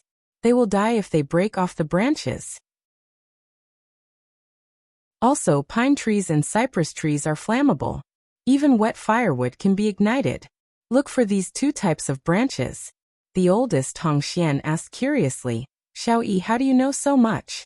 Xiao Yi raised his eyebrows proudly. "Daddy told me." Fortunately, Daddy had told him about his survival experiences on a deserted island. That was how he learned this knowledge. Just as the woodcutter Xiao Yi was busy chopping firewood, Xiao Bao led Xiao Guai and the others to start collecting ingredients according to the route on the map. The process was very smooth. Soon they had collected 2 big bags of ingredients. Naturally, the 2 boys were holding them. The last house was Fu Qinghai's house. Xiao Bao asked the boys who were holding the bags to wait by the roadside. He led Xiao Guai and Cici forward and knocked on the door. "Hello, is anyone home?" After a few minutes, they heard the door creak open. An old lady appeared at the door. The moment she saw Xiao Guai, her eyes lit up. But soon, her eyes dimmed again. She asked, "What can I do for you?" Xiao Guai tilted his head, revealing his cute little dimples. "Grandma, can you give us some vegetables?" The old lady's voice softened. "What kind of vegetables do you want?" Xiao Guai quickly tugged at Xiao Bao's hand. "Brother, take a look. What's missing?" "Grandma, we also need cucumbers, potatoes, eggs, and fish. Do you have any of these?" The old lady looked at Xiao Bao and then at Xiao Guai. So they were siblings. The 2 children did look a little alike. She nodded. "You two, come in with me." With that, she walked into the yard and pulled the puppy aside to prevent it from biting the children. "Cici, stay here and wait for us," Xiao Bao instructed. He held Xiao Guai's hand and followed behind the old lady. The yard wasn't big. Some flowers and plants were planted, and it was very clean. There were 4 or 5 red brick bungalows. The old lady led them directly to the kitchen. She bent down in front of the fridge to look for what they needed. She asked Xiao Guai casually, "Little girl, you look very cute. Do you look like your mother?" Xiao Guai replied crisply, "Yes, everyone says that I look like my mother. Grandaunt also said that I look exactly like my mother when we were young. It's as if we were cast from the same mold." Pa! An egg slipped from the old lady's hand and smashed on the ground. Xiao Bao said, "Grandma, where's the broom? I'll help you clean it." "No need." The old lady refused but quickly changed her mind. "It's in the yard outside. Help me get it." Xiao Bao responded and turned to run into the yard. The old lady suddenly went up to Xiao Guai and asked in a low voice, "Little girl, what's your mother's name?" Xiao Guai blinked her big beautiful eyes. "Grandma, why do you want to know my mother's name?" Daddy had once taught her not to tell strangers her parents' names. The old lady was stunned and said, "Because you look very much like my friend's daughter." Xiao Guai replied with an "Oh." She tilted her head and looked at her, as if she was considering whether the old lady was a good person. After a moment she smiled and said, "My mother's name is Xiaodong." "Xiaodong. Xiaodong. It's really her." The old lady's body suddenly trembled, and she almost knocked over everything in her hands. Her face suddenly became very ugly. She opened her mouth and gasped for breath, as if someone was choking her neck. "Grandma, what's wrong?" Xiao Guai was so anxious that she was about to cry. Xiao Bao happened to walk in with a broom. When he saw the situation, he was shocked and quickly ran forward to help the old lady sit on a chair. "Grandma, are you okay? Don't be afraid. I'm fine." The old lady comforted them as she took out a small spray from her pocket and sprayed it in front of her nose. After a few minutes, she finally calmed down. She let out a long sigh and looked at the concerned children around her. She couldn't help but feel a lump in her throat, and tears almost fell from her eyes. "Grandma, are you okay?" The two children asked in unison. "I'm fine. Grandma is fine." The old lady wiped the corners of her eyes and forced a smile.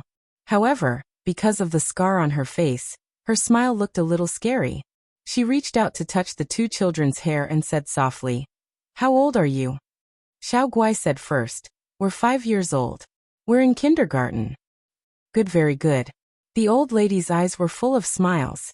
She looked at them carefully and asked softly, "How are your parents?" "Come and see." Hongcha 866. Chapter 336. Xiao Guai nodded proudly. "Very good. My daddy loves my mommy very much." Although Xiao Bao was a little confused, he felt that the old grandma was not a bad person and nodded. "They're all very good." "That's good." The old grandma's smile widened.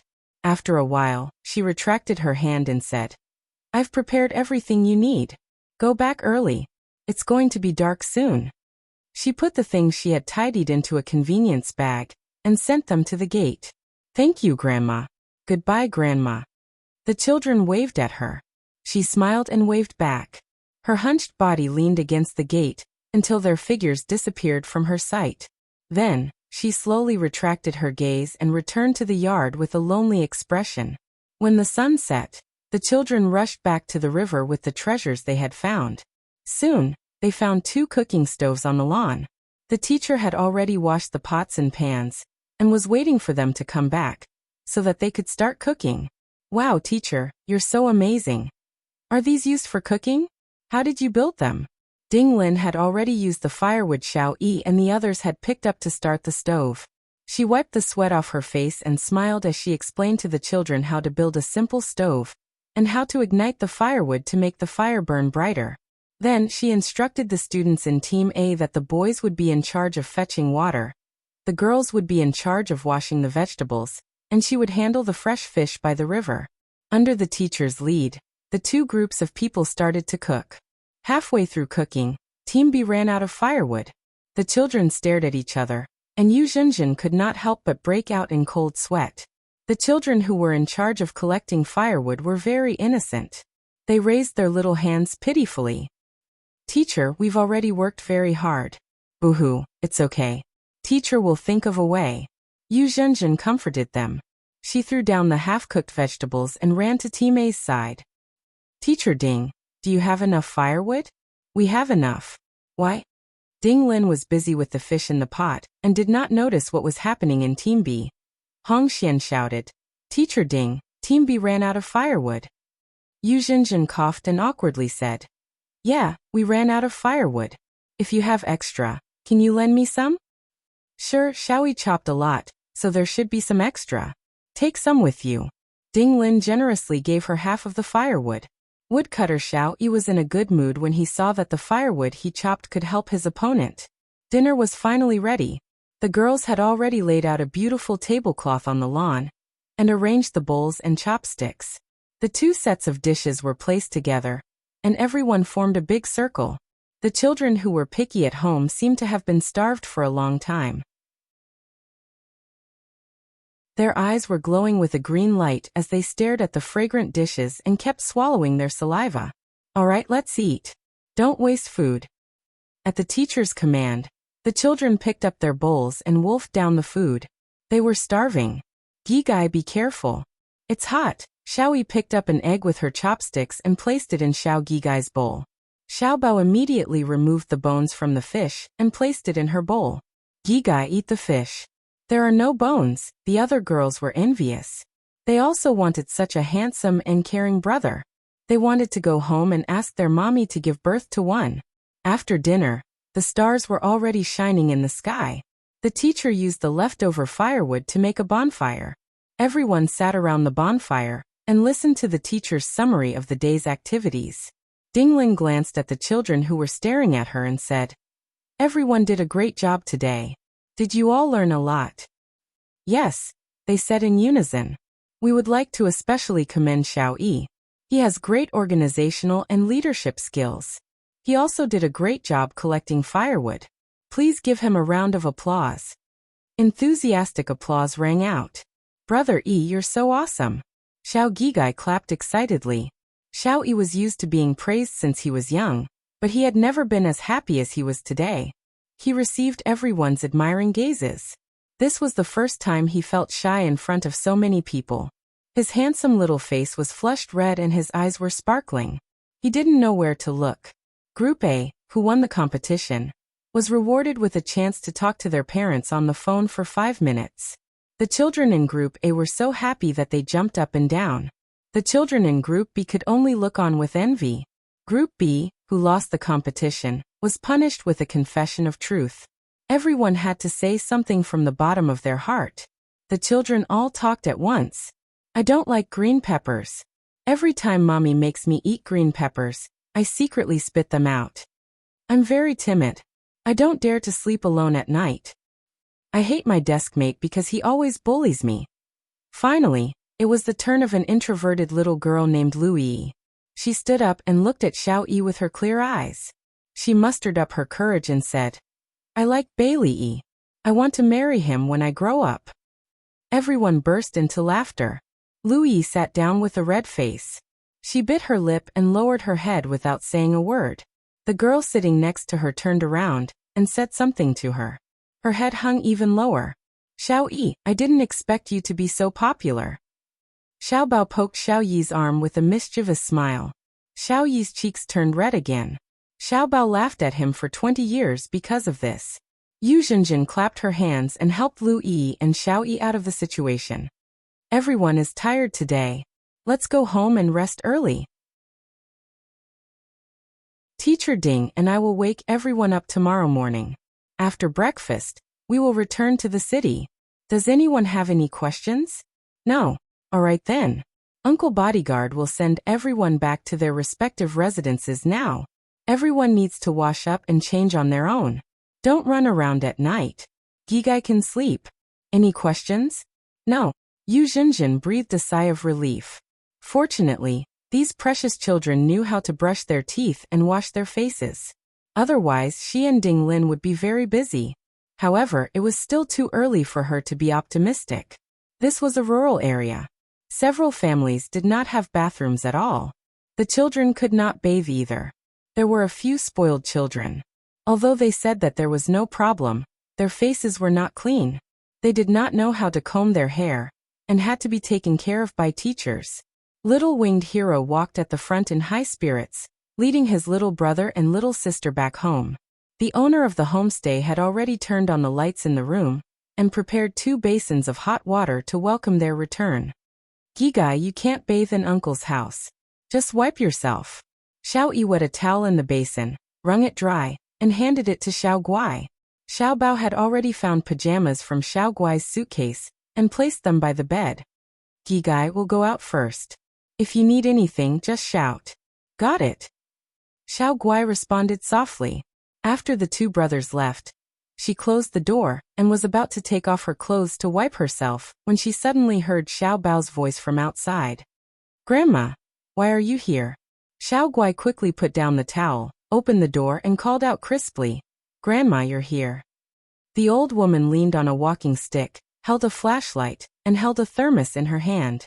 She smiled and said, "Grandma was worried that you didn't eat enough, so I specially brought chicken soup for you. Come, hurry into the house and drink it while it's hot." The children looked at her eager eyes and didn't have the heart to tell her that they were actually very full now. "Hurry, don't stand at the door. Hurry up and come in."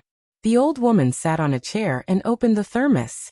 A fragrant smell immediately wafted out. 3 small bowls were filled with soup and placed on the table. The children looked at each other and finally reached out to pick up the bowls at the same time. Xiao Guai took a sip, smiled and sighed with satisfaction. Wow, it's delicious. It's as delicious as Mommy's. The old woman smiled. Drink more if it's delicious. Okay. The old woman looked around the room and saw the 2 basins and the pajamas on the bed. She immediately understood and said softly, I can take a bath at home. Do you want to come? Xiao Yi didn't know what happened to Xiao Bao and the others when they were looking for ingredients, so she was still wary of the old woman. She said politely, Grandma, we don't have to trouble you. We are already very grateful that you brought us chicken soup. The old woman looked a little disappointed. She glanced at Xiao Guai, who was holding a bowl of soup and drinking it, and said, How about this? I'll help your sister wipe her body. She's young and can't do these things by herself. Xiao Yi was still hesitating, but Xiao Bao had already agreed. Okay, then I'll have to trouble you, Grandma. 10 minutes later, the door was closed, and Xiao Guai's giggles could be heard from time to time. Xiao Bao and Xiao Yi were squatting in a corner of the yard. Xiao Yi muttered unhappily, How can you agree to a stranger's request so casually? Xiao Bao lowered his voice and said, Grandma isn't a bad person. I've already checked. Also, didn't you just drink her chicken soup? Xiao Yi muttered. Grandma was so enthusiastic. I couldn't refuse. Xiao Bao patted his shoulder. It's okay. She really isn't a bad person. 20 minutes later, the door opened. Xiao Guai was wearing cute plaid bear pajamas, and her little face was clean.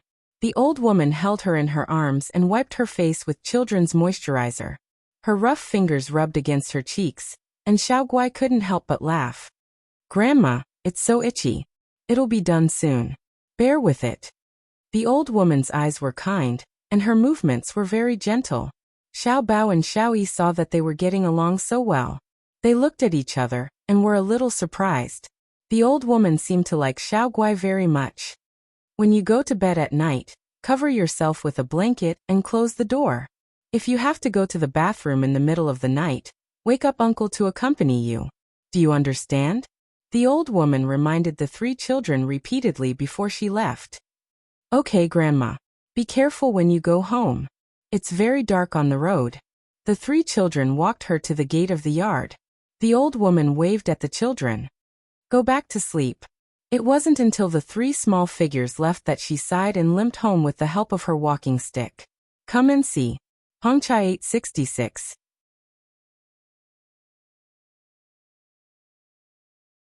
Chapter 337. Xia Dong was not used to the nights when the children were not at home. As she walked, she accidentally walked to the door of the children's room. She suddenly remembered that they were not at home, and returned to the bedroom in loneliness. Bailey Han came out of the study and saw Xia Dong in such a depressed state. She was curled up on a plump fabric sofa. She looked so small and pitiful. He squeezed to her side and pulled her into his arms. You missed the children? Yes. Xia Dong was like a caterpillar. She moved into the most comfortable position in his arms and said sullenly, Hai is also asleep. I suddenly feel like I've become a housewife with nothing to do. All I do is revolve around my husband and children. When you're not at home, I don't know what to do. Bailey Han lowered his head and kissed her hair. Do you want to go out to work? She looked up at him, her eyes full of anticipation. Will you agree? The corners of his lips turned up. What do you think? You agree? Xia Dong hugged his neck excitedly and kissed him hard on the lips. He held the back of her head and deepened the kiss. He did not let go of her until their breathing became irregular. His voice was magnetic and hoarse.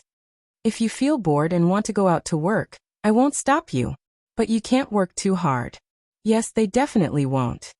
Xia Dong had yet to recover from that tender kiss. Her cheeks were flushed, and her voice was soft and charming. But will Grandma and Mom and Dad disagree? Most wealthy families did not want their daughters-in-law to show her face outside. He hugged her tightly. Grandma is very open-minded. As long as we can convince her, Dad and Mom will be fine. It's not good for me to show my face in this matter. You should have a good talk with them. Xia Dong understood. If she persuaded the 3 elders, They would definitely think that Bailey Han was too obedient and controlled by her. They might even have some ideas about her. So it was more appropriate for her to do it herself. Thank you, hubby. I thought you wouldn't support me. She lay on his chest, her heart full of warmth. Bailey Han stroked her long hair and chuckled. I like to see you working. You're beautiful. He clearly remembered that when she was the editor-in-chief of Charm magazine, she had discussed advertising cooperation with Renjijia. She had exuded a mature and confident charm, which had made his eyes light up.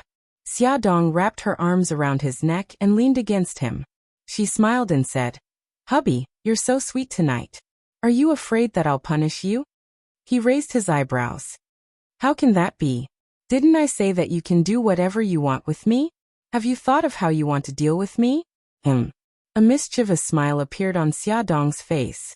I didn't have any ideas at first, but now I suddenly have an idea. What do you want to do? He bit her ear, emphasizing the last word. It was a word that made people's imagination run wild. She unceremoniously bit his earlobe and snorted. I'll let you see how powerful I am. Let's see if you dare to hide it from me in the future. She was still brooding over the fact that he had secretly sent bodyguards to protect the children. His sexy laughter came from the depths of his throat as his chest heaved up and down. Wifey, I can't wait to see how powerful you are. She pinched his face and said to him in a libertine tone, Little girl, go to bed and wait for me. His chest heaved up and down even more. He almost laughed until he was out of breath. Wifey, so you have this kind of hobby when you're angry. Xia Dong's cheeks flushed red. However, since she had already taken this step, she was going to go all out. She angrily patted his chest. Be serious. I'm being serious. Bailey Han held back his laughter. It wasn't easy for him to get this kind of benefit. He was afraid that if he continued to laugh, his wife would shrink back. He nodded seriously. Okay, master. This servant will go lie on the bed and wait for your pleasure. That's right. Go quickly. Xia Dong deliberately touched the bulge in front of his chest, and then quickly jumped down from his body. By the time she found what she needed and rushed back to the bedroom, Bailey Han had really stripped himself down to a pair of shorts, and was spread out on the bed like a pancake. His limbs were spread out, and a certain part of his body was already standing up impatiently, saying, Hey, hey, hey. Hello. Xia Dong's cheeks reddened, but a certain person's expression was extremely calm. It was as if he was talking about the weather as he called out to her. Master, this servant can't wait any longer. Xia Dong almost spat out blood. He was too perverted. Don't be anxious. I'll be right there. She coughed and thought of her punishment plan.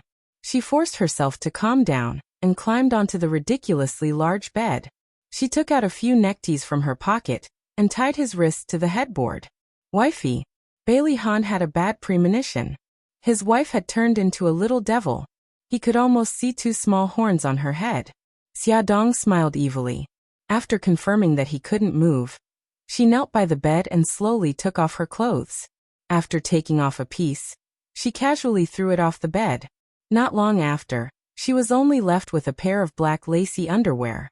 Her silky long hair poured down and half covered her beautiful figure. Her soft and towering breasts were enveloped by the soft light, and her entire body was suffused with an alluring luster.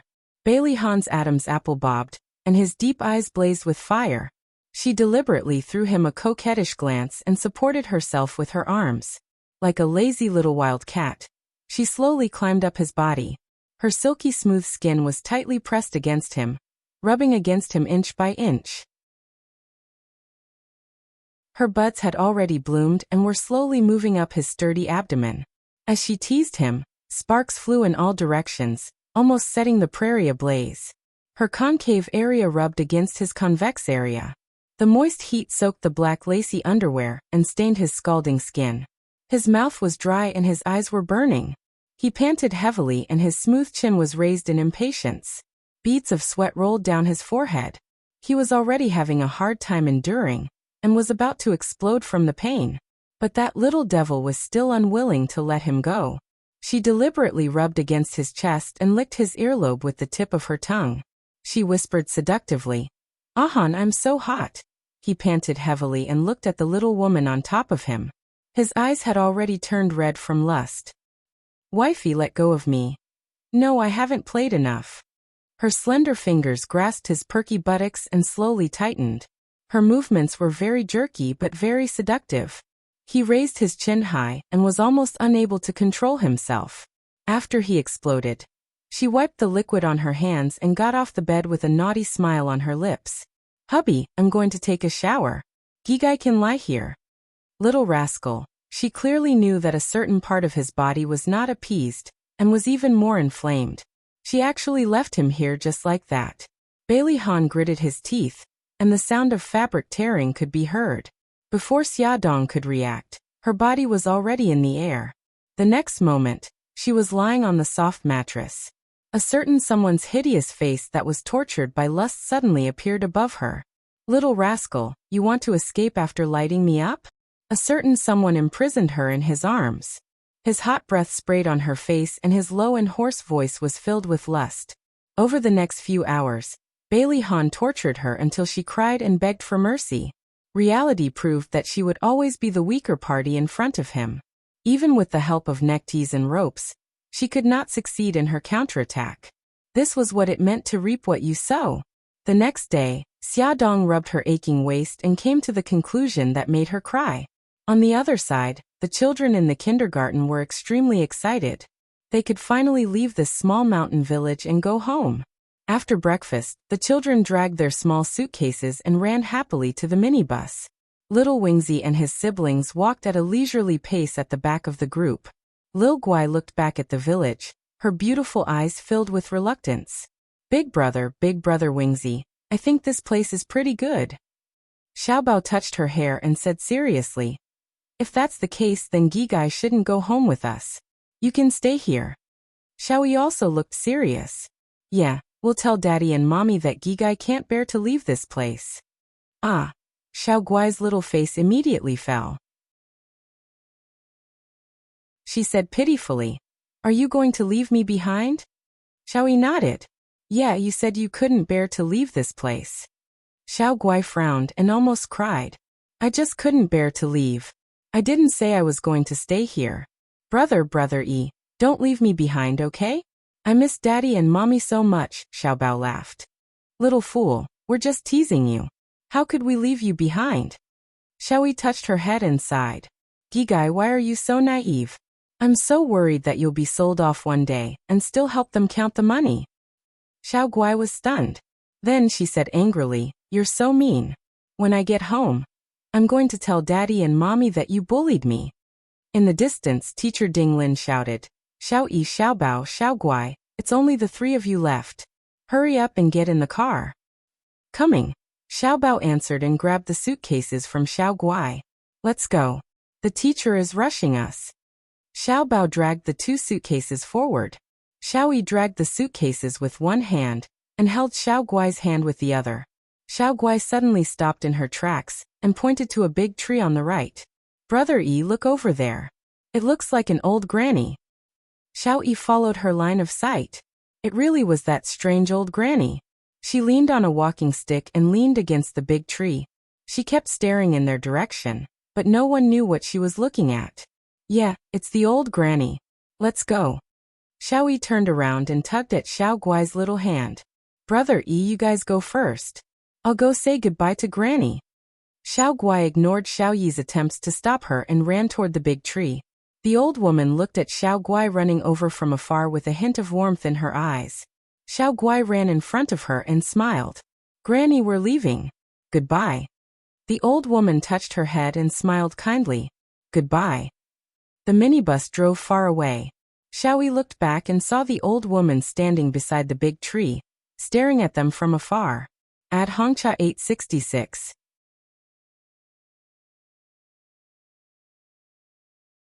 Chapter 338.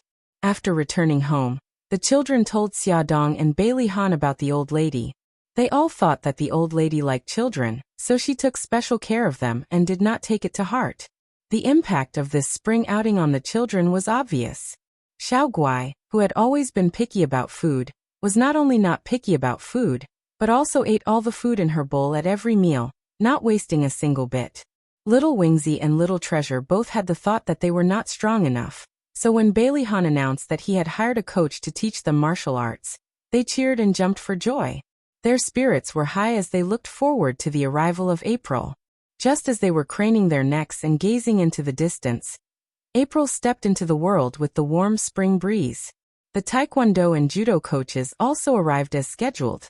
Every morning at 6 o'clock, the three little guys were dragged out of bed by Bailey Han with sleepy eyes and brought to the training room.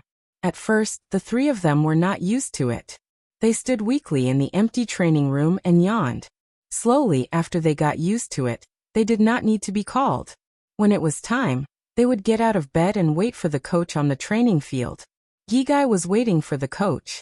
The day before the Qingming festival, Bailey Yun came back from the United States to visit Xiaobao. In the afternoon, the plane arrived in City A. After he walked out of the airport, he looked at his watch and got into the car that his family's chauffeur had sent to pick him up. He did not go home directly, but asked the chauffeur to drive the car to the gate of Imperial Kindergarten. When the car arrived at the kindergarten, school had just finished. Xiaobao and her siblings came out of the school gate and saw Bailey Yun leaning on the Rolls-Royce at a glance. He, who always valued his image, looked travel-worn. However, this did not detract from his handsome appearance and elegant temperament. He lazily crossed his arms, and there was a warm smile on his handsome face. He looked handsome and unrestrained. Many parents who came to pick up their children were attracted by his outstanding figure. Second uncle. Xiao Yi and Xiao Guai shouted excitedly and enthusiastically threw themselves at him. Xiao Bao pursed her pink lips. She lowered her head slightly and walked slowly at the back. Little guys, did you miss second uncle? Bailey Yun snorted on Xiao Yi's head, then picked up Xiao Guai and kissed her cheek. Finally, he looked at Xiao Bao, who was slowly walking towards him. After leaving City A after the Spring Festival, although Xiao Bao called him daddy at the airport, he refused to call him every time he called, which made Bailey Yun very depressed. At this moment, the awkward child dawdled for a long time before approaching him. Bailey Yun placed Xiao Guai on the ground. He reached out his arm and pulled Xiao Bao, who was standing a meter away from him, over. He rubbed his hair hard and chuckled. Son, daddy is back. Don't you want to give daddy a warm hug? Xiao Bao puffed up his cheeks and turned his face awkwardly. Oh, welcome back. Yo, you're really cold. I've been working overtime these past few days in vain, just to squeeze out a few more days to accompany you. Bai Li Yun's tone was lonely and bleak, just like a resentful woman who was despised by others. Xiao Bao could not help but turn to look at him. At such a close distance, he saw that his eyelids were slightly green and his eyes were bloodshot. It seemed like he had not slept well for a long time. Xiao Bao had a very complicated feeling in his heart. When he was not around, he would miss him, but when he really appeared in front of him, he felt helpless and did not know how to face him. In short, Xiao Bao accepted the fact that Bailey Yun was his father, but he was not used to interacting with him. His little eyes flickered, and his lips moved as he said dryly, You don't have to work so hard in the future. Bailey Yun was overjoyed by his seemingly caring words. He smiled and carried him up. Son, I'll take it that you're concerned about me, ha ha ha. Xiao Bao's pink little ears were slightly red. While the father and son were talking about their feelings, Xiao Yi had already held Xiao Guai's hand, quietly retreated, and got into the car. Son, did you miss me when I wasn't around? Bailey Yun placed Xiao Bao in the Rolls-Royce and sat beside him. He smiled and said, I missed you a lot. Xiao Bao said in a muffled voice, It's okay, I didn't miss you a lot. Bai Li Yun cupped his heart and said with melancholy, Son, you hurt my heart too much. Xiao Bao seemed to be used to having such a thick-skinned father. He did not feel embarrassed at all. Instead, he felt a little happy. Bailey Yun could stay in the country for 3 days this time. He planned to take Xiao Bao out to play during the Tomb Sweeping Day holiday to improve the relationship between father and son. On the day of the Tomb Sweeping Day, Xia Dong and Bailey Han brought Xiao Yi and Xiao Guai to visit their mother's grave. As if to celebrate the festival, it started to drizzle. The rain was very light, so there was no need to hold an umbrella. At most, it would be a little wet when it touched people. Xiao Yi and Xiao Guai each held a bouquet of lilies in their arms as the family of 4 walked on the tree-lined road. There were many people like them who were visiting the grave. They were in twos and threes, and their expressions were solemn or sad. Xia Dong did not expect to meet Su Yunqian's parents here. Su Bolin held Mrs. Su's waist as the two of them walked alone.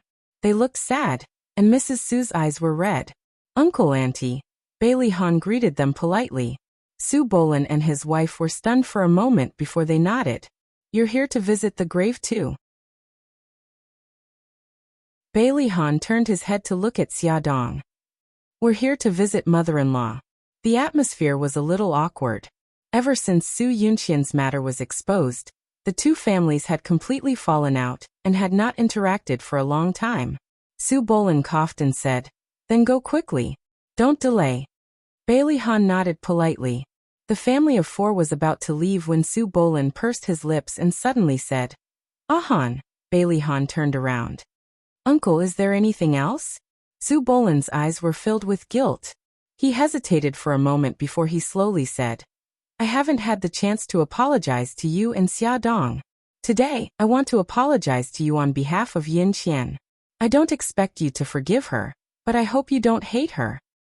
Bailey Han said calmly, "Uncle, let bygones be bygones. Don't mention it again." Hating someone was actually a very difficult thing. Because of hatred, you always remembered the reason for your hatred. You remembered the pain that others had caused you. Every time you recalled it, it was like you were being dismembered. In front of Xia Ling's tombstone were flowers that the children had presented to her. Xia Dong went forward and squatted in front of the tombstone. She stared at the small photo on the tombstone and said gently, "Mom, Xiao Guai's illness has been cured. Han and I have given you a little grandson. Are you happy?" "Mom, Han is very good to me. We live a very happy life. You can rest assured in heaven." Every time Xia Dong came to visit her mother, she felt bad. She felt that it was unfair for her mother. She felt that it was a pity that her mother did not have a good day. Her nose was sour and her eyes were moist. Bailey Han helped her up from the ground.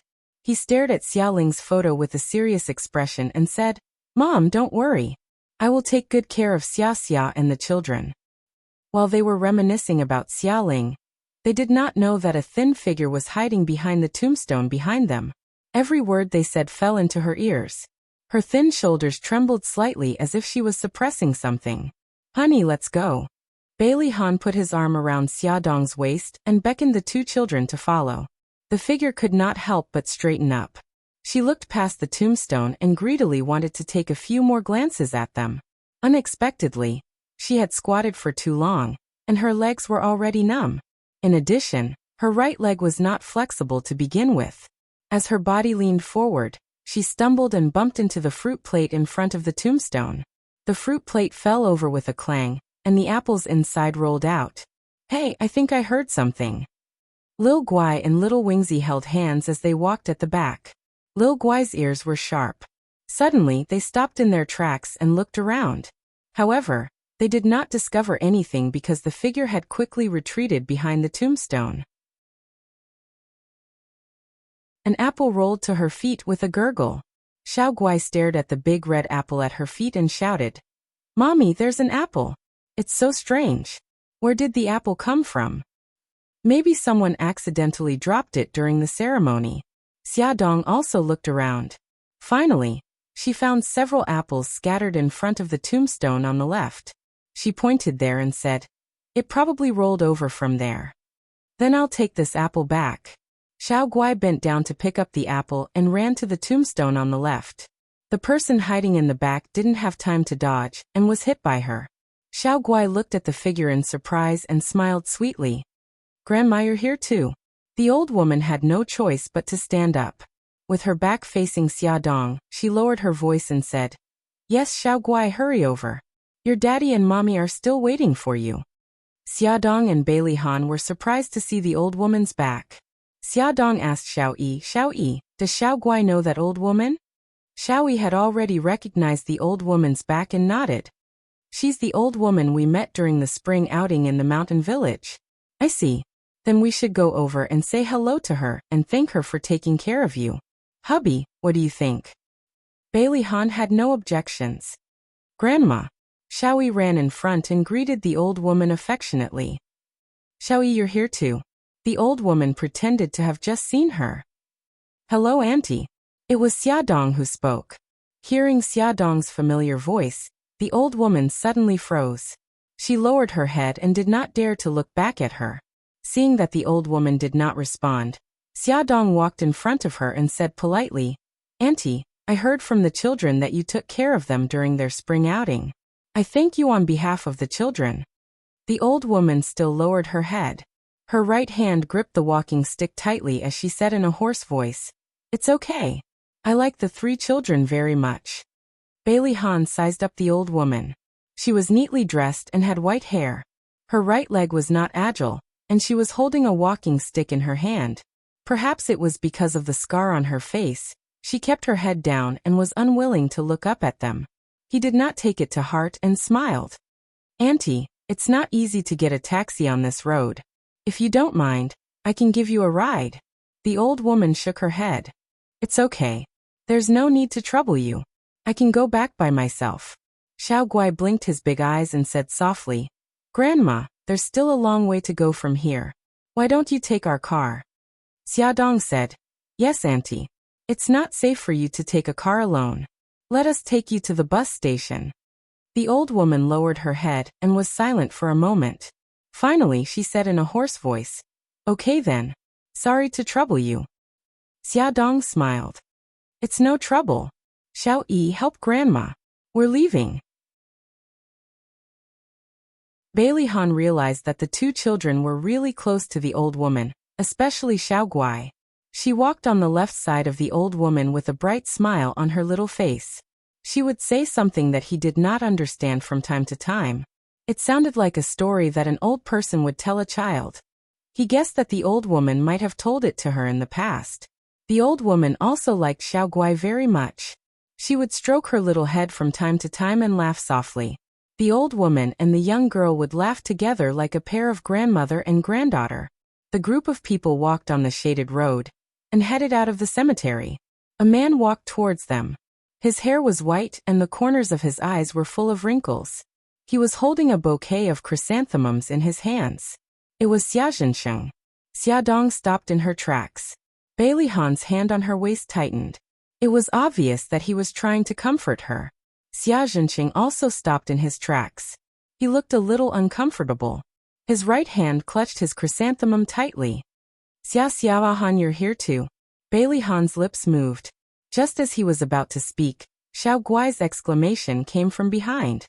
Grandma, what's wrong? Then came Xiao Yi's anxious voice. Grandma's asthma is acting up. Xiao Guai, can you check if Grandma's spray is in that pocket? Bailey Han and Xiaodong quickly turned around to help. Bailey Han took the spray from Xiao Guai and sprayed it in front of the old woman's nose. Her rapid breathing gradually weakened, and her twitching body gradually stabilized. Even so, she still lowered her head and was unwilling to raise it. Xiaodong held her arm and said worriedly, Auntie, why don't you sit down and rest for a while? She calmed her breathing and said slowly, I'm fine. I'm fine now. Xia Zhensheng looked at them in a daze. He clearly didn't understand what was going on with this team. After Bailey Han confirmed that the old madam had recovered, he patted Xiao Yi's little head and said, Xiao Yi, Xiao Guai, why aren't you greeting him? Hurry up and greet Grandpa. The 2 children's first reaction was to look at Xiaodong's expression. They knew that their mommy didn't like their grandpa. Xiaodong's expression was indifferent and didn't show any displeasure. Thus, the 2 children were relieved. They smiled and said, Hello, Grandpa. Xia Zhensheng was so excited that he almost cried. He said repeatedly, Hello, hello. Awesome novel Hongcha 866.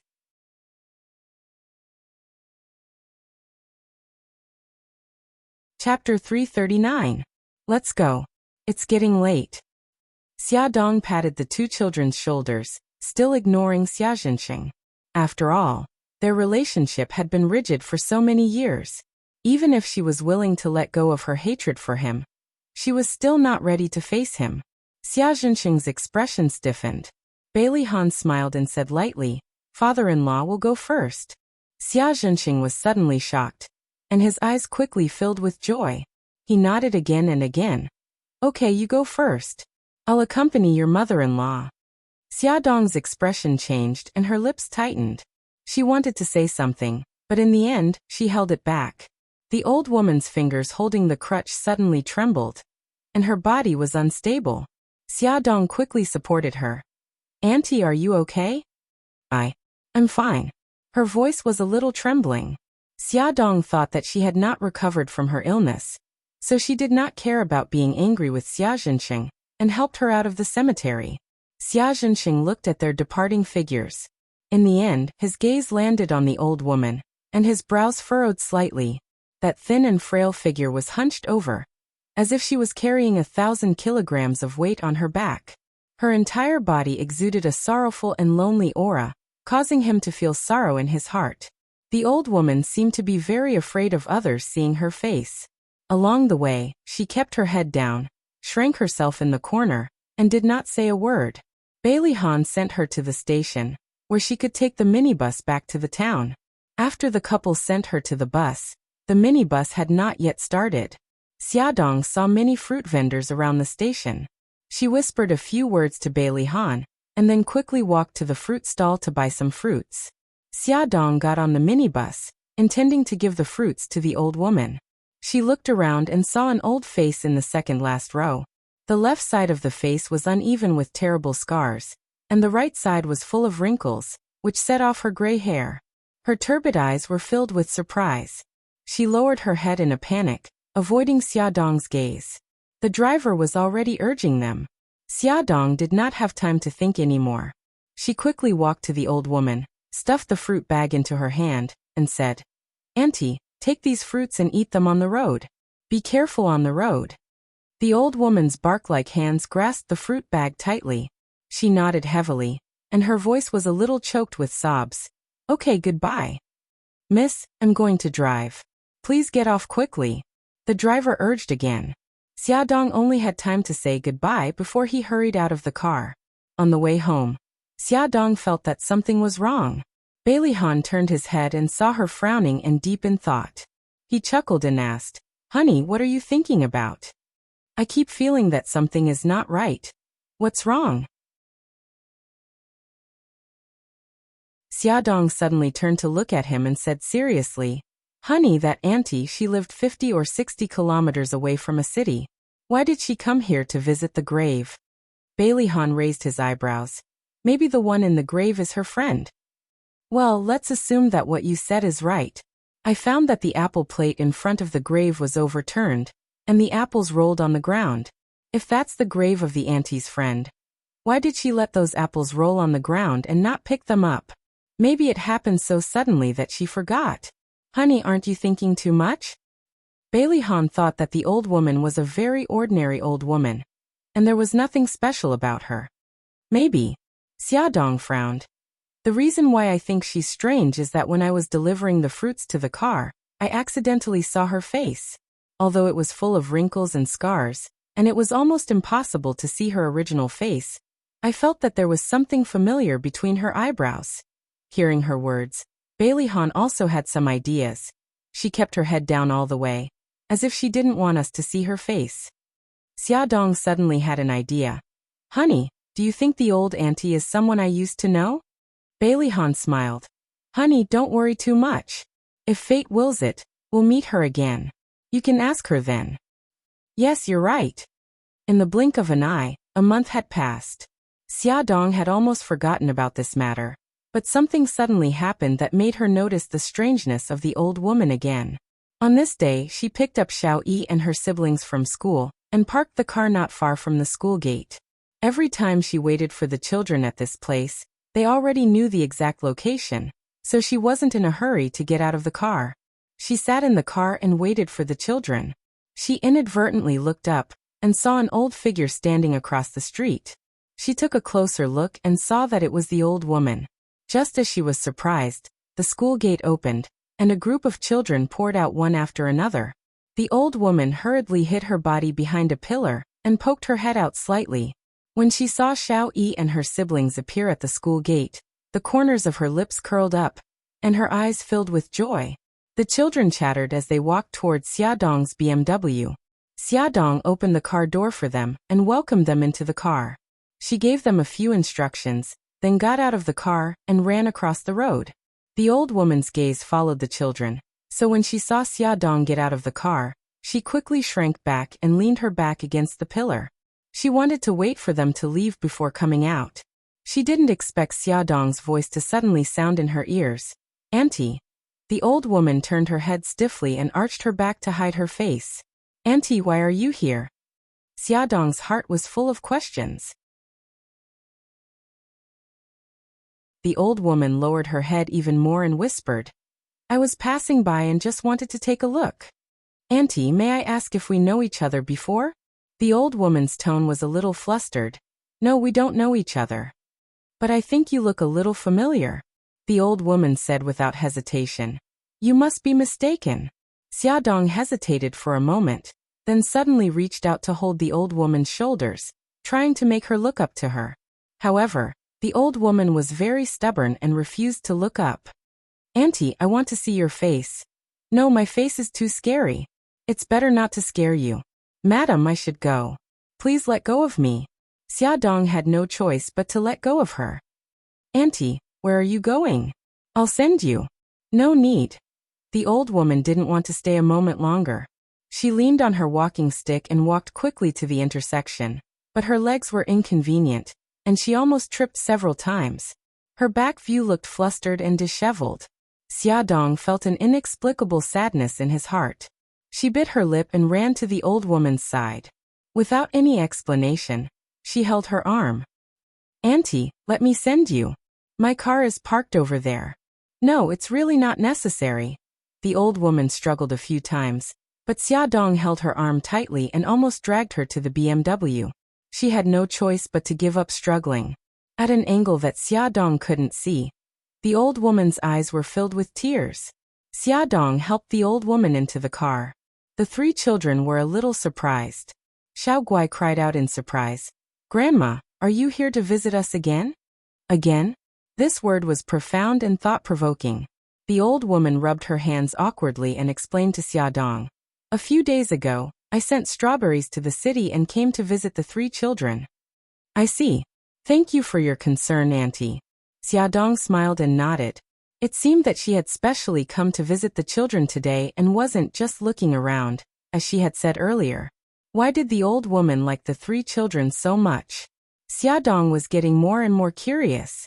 Through the rearview mirror, Xiaodong saw the old woman affectionately stroking Xiaoguai's hair and telling a story to the children in a low voice. She coughed and asked, "Auntie, where are you going? Or should I send you directly to the station?" The old woman paused and said, "Send me to the station. Sorry to trouble you." Xiaodong sent her to the bus and watched the bus leave the station. Then she took the children home. On the way, she asked, "Why didn't you tell me that Grandma came to visit you a few days ago?" The three children looked at each other. Finally, Xiaobao raised his arm and answered, reporting to Mom, "Grandma told us not to tell the adults. She also said that she didn't mean any harm. She was worried that you would be unhappy if you found out, so she didn't allow her to visit us." Xiaodong was speechless. She stared at the three innocent and cute little faces in the mirror. "Do you think your daddy and I are unreasonable people?" The three of them shook their heads in unison and said sweetly, "No." "Then why did you hide it from me?" Xiaoguai pouted pitifully. "Grandma asked us for a long time, so we agreed." Xiao Yi asked seriously, "Mommy, are you angry now?" Xiaodong felt defeated. "Forget it, I'm not angry." Xiaodong had an idea. She wanted to investigate the old woman's identity. Although she could tell that the old woman didn't mean any harm, she felt that the old woman was hiding something from her. That night, she went to Xiaobao's place to ask about the old woman's address. Xiaobao drew a simple map for her and said, "Mom, are you really going to Grandma's house?" "Yes, I feel that Grandma is hiding something from us. I want to find out." "Okay then. Mom, if you're lost, you can ask anyone about Fu Qinghai's house. You'll find it." "Fu Qinghai." "Yes, that's Grandma's husband's name." "Oh, by the way, I haven't asked. What's Grandma's name?" Xiaobao scratched his head in frustration. "I don't know either. As a junior, who would ask an elder's name in front of them? That would be rude." Xiaodong patted his shoulder in amusement. It's okay. When I get there, I'll ask anyone and I'll find out. Attention Hongcha 866.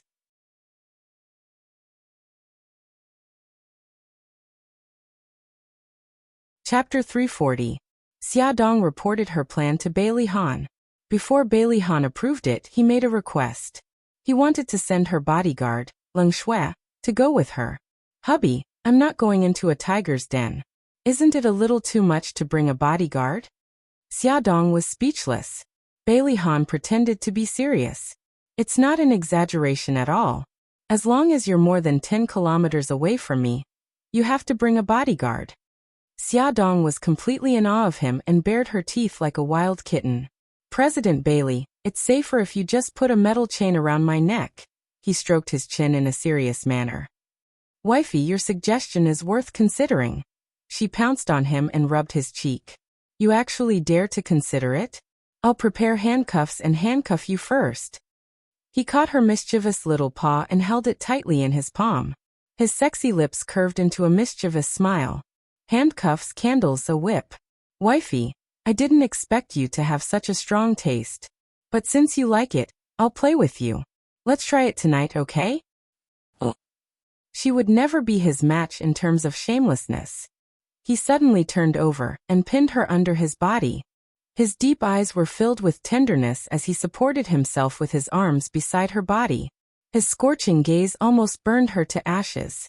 Her back was pressed tightly against the desk, and her fingers were gripping the edge of the desk uneasily. Hubby, this is the office. She mumbled. Her seductive lips opened and closed, and his eyes were about to burst into flames. However, he still had a faint smile on his face. So, his hand had already reached under her shirt, and was quietly invading her territory. She couldn't help but tremble. Her fingers clasped his arm tightly and she muttered, "You're a disgrace to the gentleman." A low and magnetic laughter came from the depths of his chest. He suddenly carried her up and walked quickly to the lounge. I won't anymore. An hour later, she was blushing and hiding under the blanket. She was curled up like a caterpillar and refused to come out.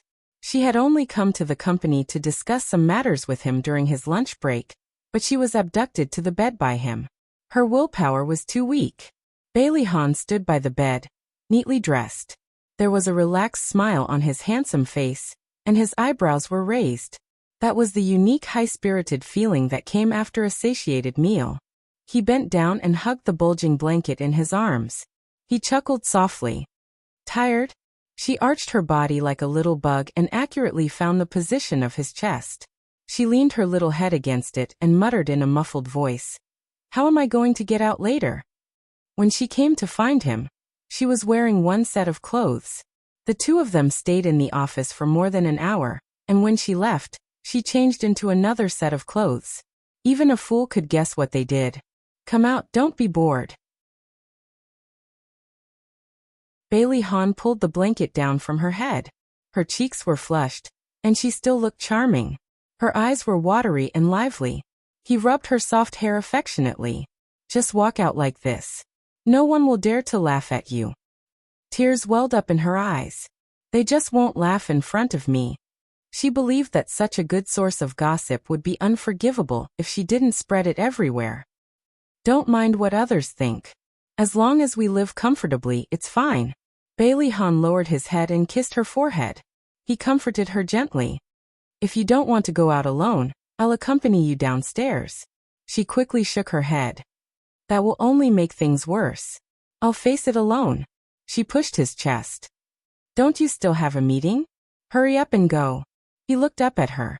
His eyes were filled with tenderness. The corners of his lips curled up. Are you sure you'll be fine by yourself? Hearing him say that, she felt a little embarrassed.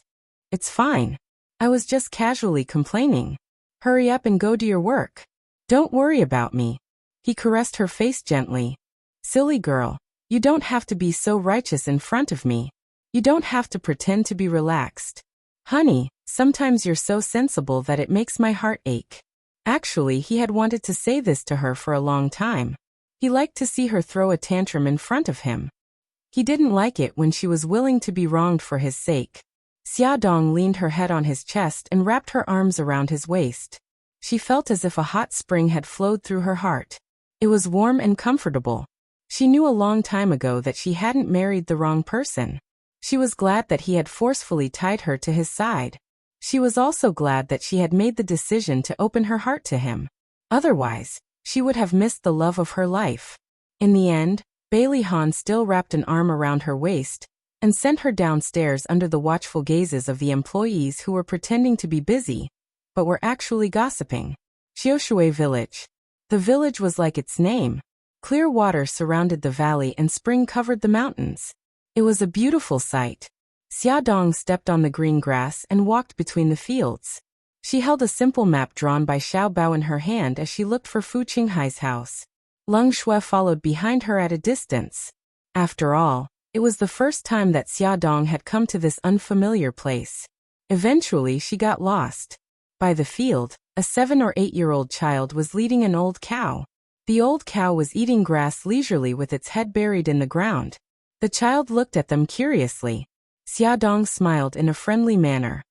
"Little kid, do you know where Fu Qinghai lives?"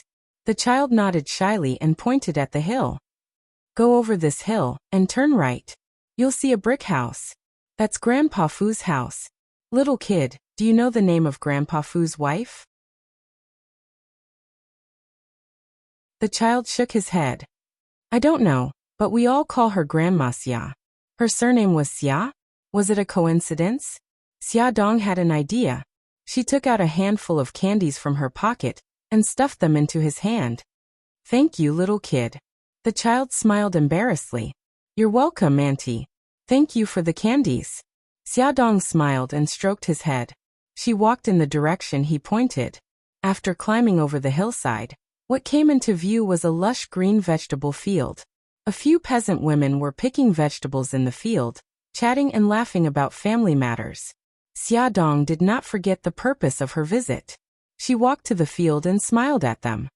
"Big sister, sorry to disturb you. May I ask if Fu Qinghai lives here?" The women looked up at her at the same time. One of them pointed at a house in the distance and smiled honestly. "Yes, it's over there." "Okay, thank you." Xia Dong followed her gaze and looked at the house.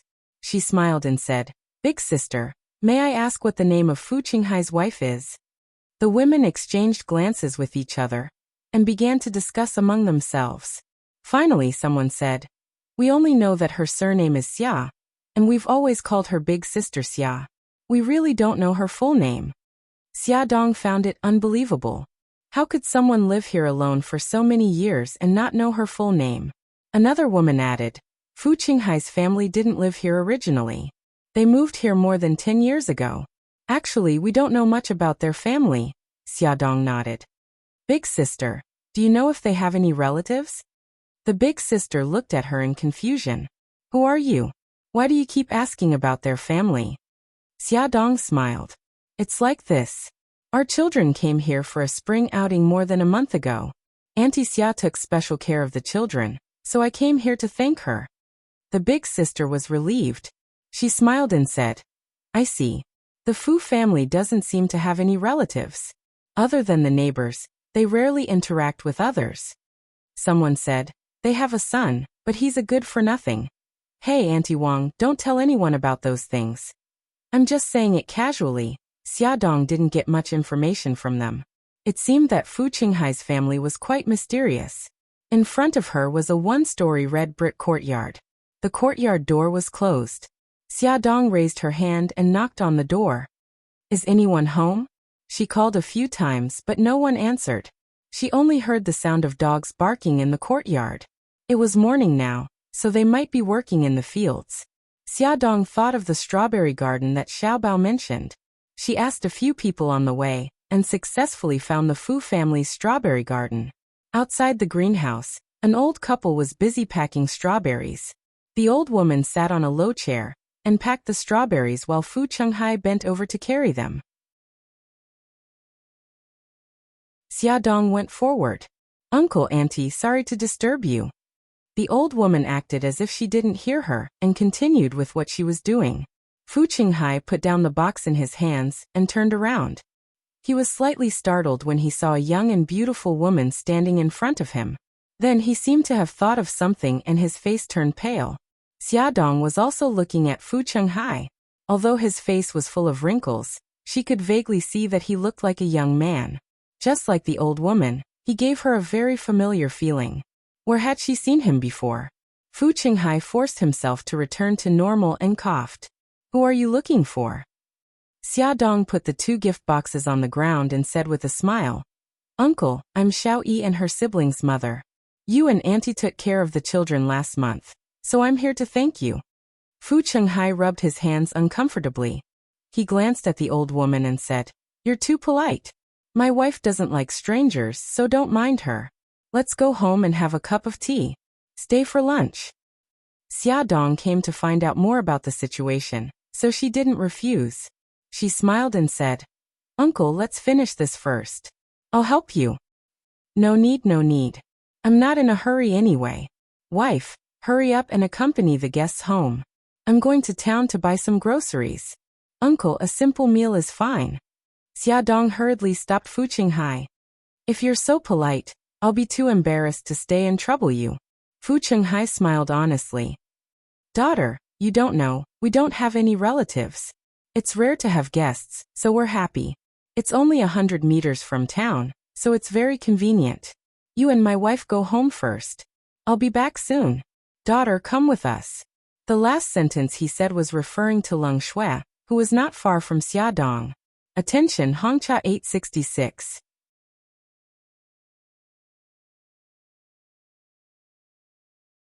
Chapter 341. Xiaodong hurriedly said, This is my chauffeur, uncle. Sorry for the trouble. Don't mention it. Hurry, let's go home. Although Fu Chenghai was old, his legs were very agile. He walked briskly towards the town. The old woman put down her work and stood up. She slowly looked up at Xiaodong. Her gaze was a little complicated, and there was an inexplicable sadness in it. She sighed softly. Let's go home. The courtyard was not big, but it was very clean. There was an osmanthus tree in the courtyard. The light yellow petals dotted the green leaves like stars, and the air was filled with a fragrant scent. The tree was as thick as a bowl, and looked like it had been planted for at least 10 years. Xiaodong could not help but be in a daze. She remembered that there was such a thick tree in the courtyard where she lived when she was young. Every time the osmanthus flowers bloomed, her mother would make osmanthus wine balls for her. She would sit under the osmanthus tree and feed her spoonful by spoonful. Unknowingly, the corners of her eyes were a little wet. The osmanthus flowers were still there, but the warm embrace that hugged her was no longer there. The old woman leaned against the door and looked at Xiaodong standing in front of the osmanthus tree in a daze. A flash of pain quickly flashed across her cloudy eyes. She quickly lowered her head and walked into the room. A few minutes later, the old woman walked out with a small coffee table. Xiaodong saw this and quickly went forward to help her. The old woman pointed at the osmanthus tree. Put it under the tree. The scenery outside is good. Okay. Xiaodong placed the coffee table under the osmanthus tree and helped to bring a small chair over. The old woman went into the kitchen and made a pot of osmanthus tea. The yellow tea slowly poured into a transparent glass, and the aroma filled the air. The 3 of them sat around the coffee table. Silence. Xiaodong looked up at the osmanthus tree and smiled. Auntie, you like osmanthus trees too? The old woman's tone was indifferent. Yes, my child likes osmanthus. When she was young, every time the osmanthus flowers bloomed, she liked to ask me to make osmanthus wine balls for her. Xiaodong's smile widened, and her eyes were covered with a layer of mist. When I was young, I also liked to pester my mother to make osmanthus wine balls. The old woman smiled and said gently, Your mother must be very happy to have such an outstanding daughter like you. Xiaodong's vision was blurred by tears. She couldn't even see the figure in front of her clearly. She choked slightly and said, My mother has passed away. She didn't see me grow up, let alone enjoy a day of happiness. The old woman lowered her eyes and picked up the teacup to hide the sadness in her eyes, but she couldn't hide her slightly trembling fingers. Wife, I'm back. An old voice broke the silence in the courtyard. Fu Chenghai pushed open the courtyard door and entered. He was carrying bags of vegetables with a simple smile on his face. Xiaodong raised her head and felt that this scene was somewhat familiar. She couldn't help but frown and ponder. Fu Qinghai quickened his pace and walked towards them. He said cheerfully, "Sit down, I'll go cook." The old woman stood up. "I'll go. You stay here and chat with the guests for a while." Fu Qinghai touched his head honestly, and the wrinkles on his face smoothed out. He smiled and said, "That's true. My cooking isn't as good as yours. You can go in first. Call me if you need my help." A light suddenly flashed through Xiaodong's mind. She suddenly widened her eyes and stared at Fu Qinghai. Her voice trembled. "Uncle Fu, is that you? Uncle Fu?" Fu Qinghai and the old woman froze at the same time. Xiaodong suddenly stood up and grabbed Fu Qinghai's hands. "Uncle Fu, I'm Xia. Xiaodong, do you still remember me?" Fu Qinghai's face suddenly turned pale. He didn't know what to do and pushed Xiaodong's hands away. This, I don't know what you're talking about," Xiaodong said excitedly. "Uncle Fu, I remember you. You must be Uncle Fu. We used to live in the same courtyard. You used to help my mother set up the stall. My mother's name is Xiaoling. Do you remember?"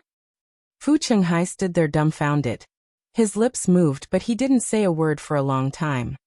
"Uncle Fu, what's wrong?" Xiaodong was certain that he was Fu Dehai from 20 years ago. Although he looked old now, there was still a shadow of the past in his eyes, and his actions were exactly the same as in the past. Fu Qinghai turned his head stiffly and glanced at the old woman who was also stunned. He sighed deeply in his heart, and forced a smile on his face. He pretended to be surprised and said, Xia, so it's you.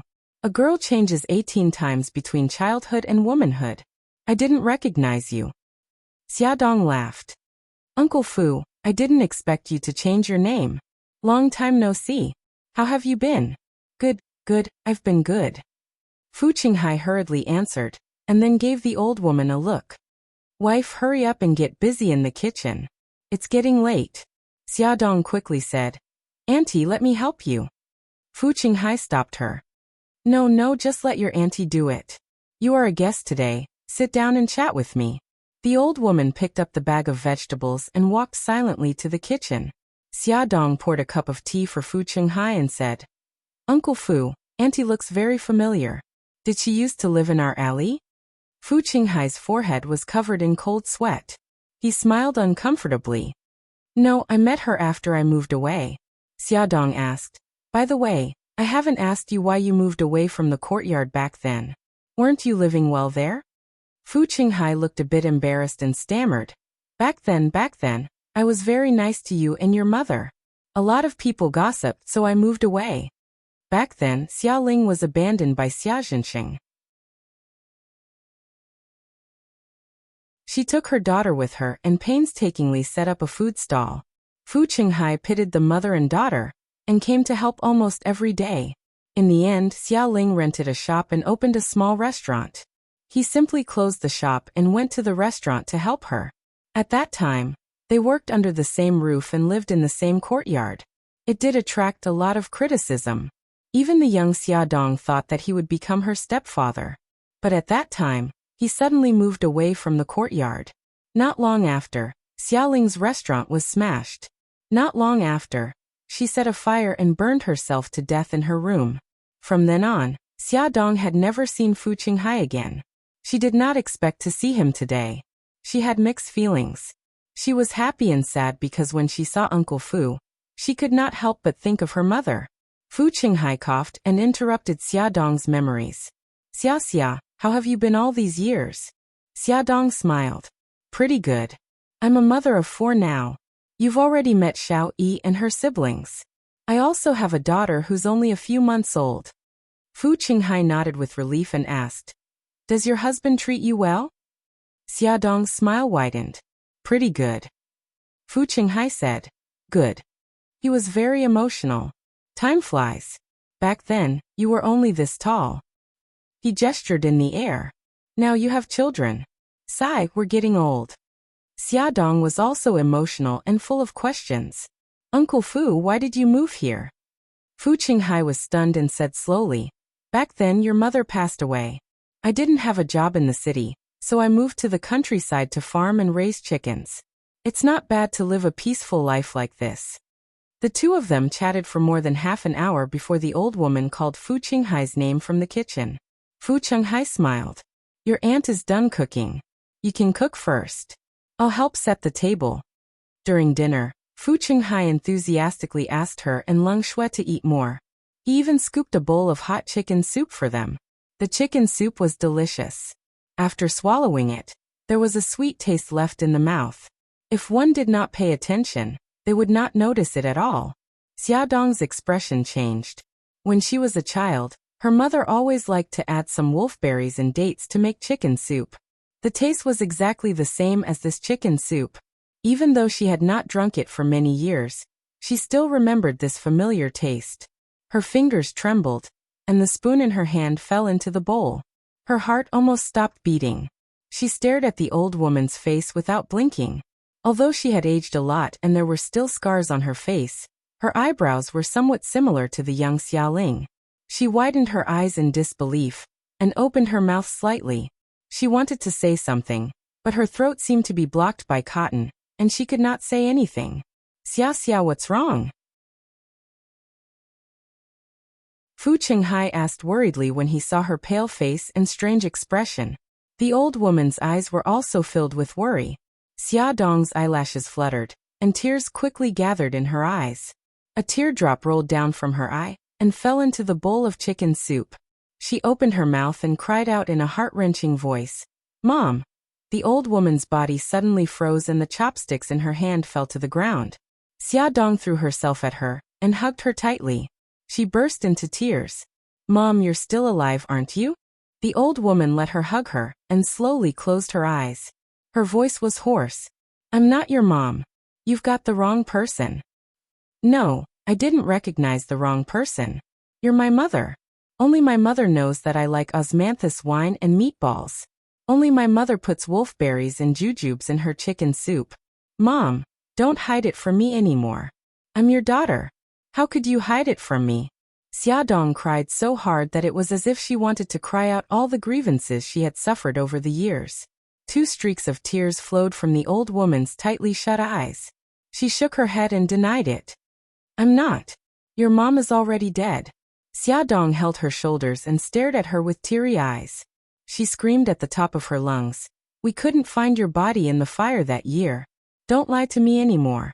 Why? Why won't you admit it? Mom, do you know how sad I was? Why did you abandon me?" Beauty novel, Songshu 566.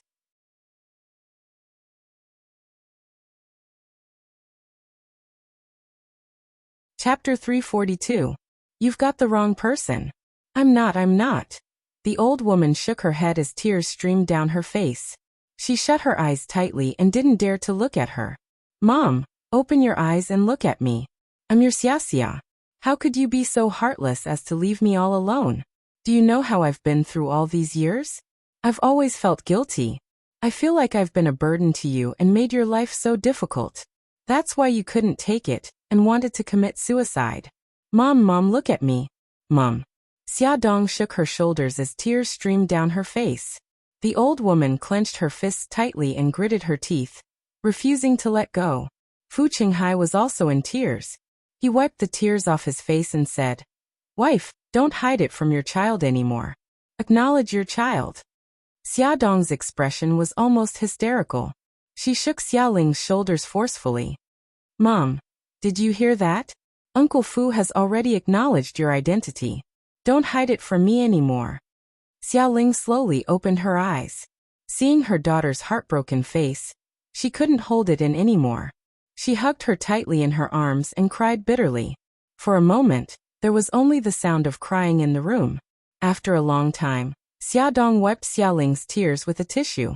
She said in a choked voice, "Mom, I'm so happy that you're still alive. Mom, what difficulties are you facing? Why don't you want to acknowledge me?" Xiaoling sighed bitterly. Xia, I've already become like this. I just don't want to be a burden to you. I'm content to know that you're doing well." "Mom, you're so silly. You left me so early. This has always been a regret in my heart. No matter how well I live, it can't make up for this regret." As Xiaodong spoke, Tears streamed down her face again. Mom, why did you commit suicide back then? Was it really because of me? Silly girl, how could it be because of you? Xia Ling caressed her daughter's face lovingly and said in a choked voice, For you, no matter how hard and tiring it was, I would have persevered. I actually didn't understand what was going on with the fire. That day, when you went to collect your acceptance letter, I suddenly felt a little dizzy at home. I was about to sleep for a while. I didn't expect that there would be a fire. If Uncle Fu hadn't arrived at that time, I would have been dead. Mom, Xia Dong hugged her tightly with lingering fear. Fu Chenghai said, That day, I knew that you received your acceptance letter and believed that you would do well in the exam. So I bought some groceries and went to your house to celebrate with your mother. I didn't expect to see a sea of fire when I entered the house. The quilt was on fire, and your mother was still lying on the bed, unconscious. I quickly pulled her out of the bed and carried her out the back door. He paused and continued, Later, I sent your mother to the hospital. When I returned to the Sihiyuan, the firemen had already put out the fire. Only ruins were left. I looked for you for a long time, but I couldn't find you. So I went back to the hospital to take care of your mother. When I heard that your mother had committed suicide by setting the fire, I realized that something was wrong. I wanted to clarify the rumors, but your mother stopped me. Xiao Ling sighed and added. At that time, my face was burned and my legs were crippled.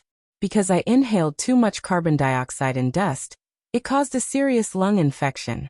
I thought I wouldn't live for more than a few days, and that I would die sooner or later. It was better for you to accept the reality of my death as soon as possible. Xia, don't blame me. I just didn't want to implicate you. How could a teenage girl take care of a seriously injured mother? Xia Ling hid it from Xia Dong because she didn't want to implicate her daughter. But she didn't expect that Fu Qinghai would stay by her side and spend all his money to treat her illness. In the end, she was saved.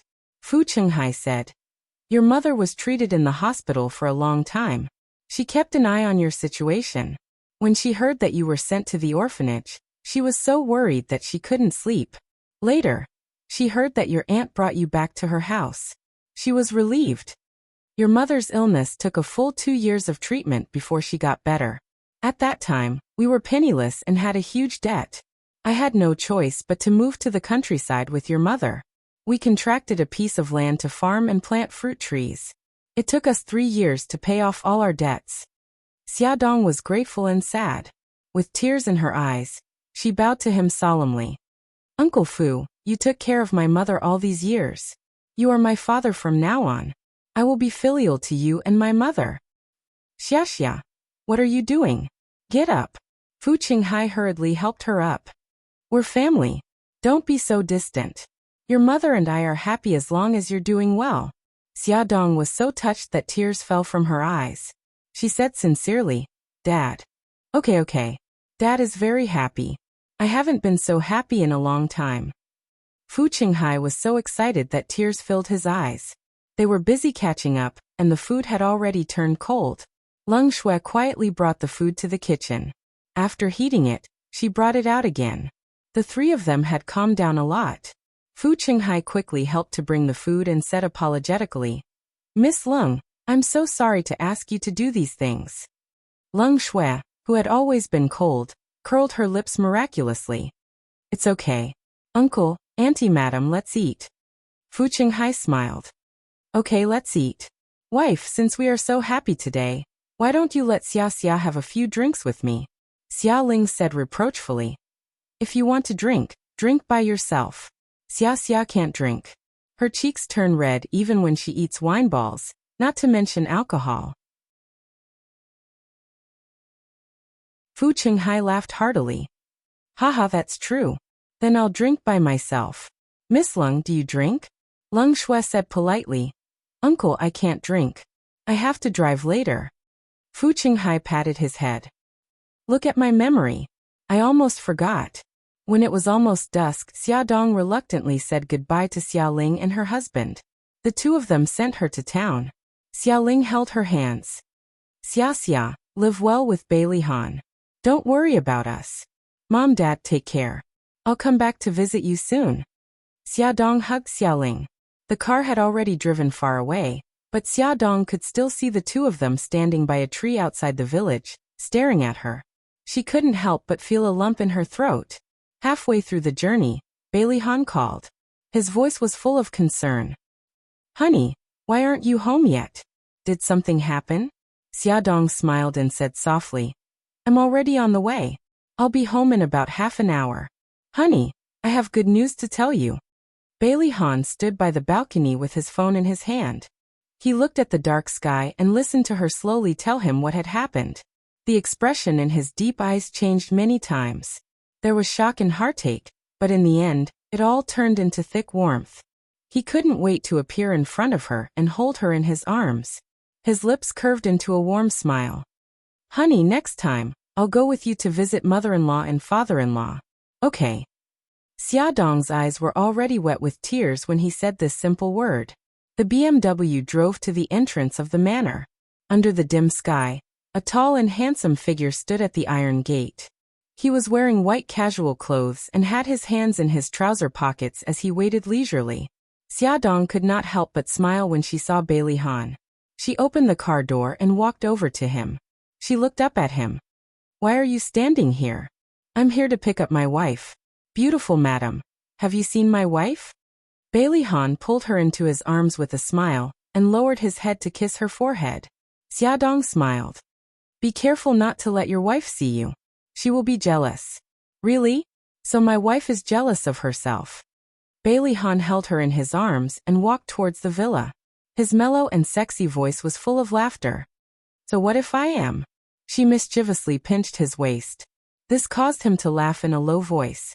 His magnetic laughter echoed in the empty path. After dinner, the family was chatting in the living room. Xiaodong announced her important discovery to the whole family, and the living room was filled with sighs. Old Madam was very reasonable, and said that she would make some time to visit Xiaoling and her husband in person. Xiaodong knew that Old Madam was old and could not stand the long journey, so she planned to invite her mother and Uncle Fu to the house. When they went to bed that night, Xiaodong leaned against Bailey Han's arms and discussed with him. "Honey, my mother and Uncle Fu are old and they live in Xiushui village, so it is not convenient for me to take care of them. I want to bring them to the city. What do you think?" Bailey Han rubbed his chin against her silky hair and looked at her dotingly. "Okay, my villa has been empty all this time. Please move in with me. It is close to the mansion, and it will be convenient for us to take care of them." Xiaodong could not help but laugh. "You want them to live in your villa?" No. He raised his eyebrows. "Why not?" "My parents are both honest people. They will feel uncomfortable if they live in such a luxurious place.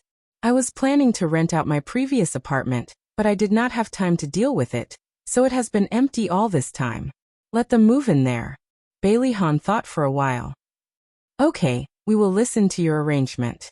Your previous apartment is close to Aunt's home, and they have not seen each other for so many years, so they can get to know each other better.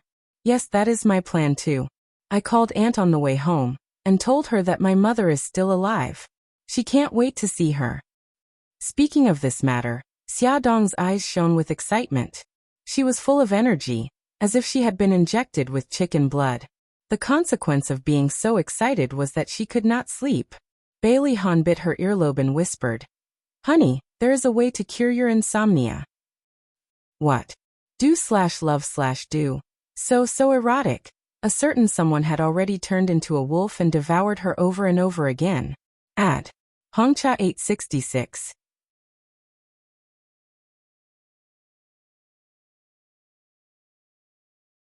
Chapter 343.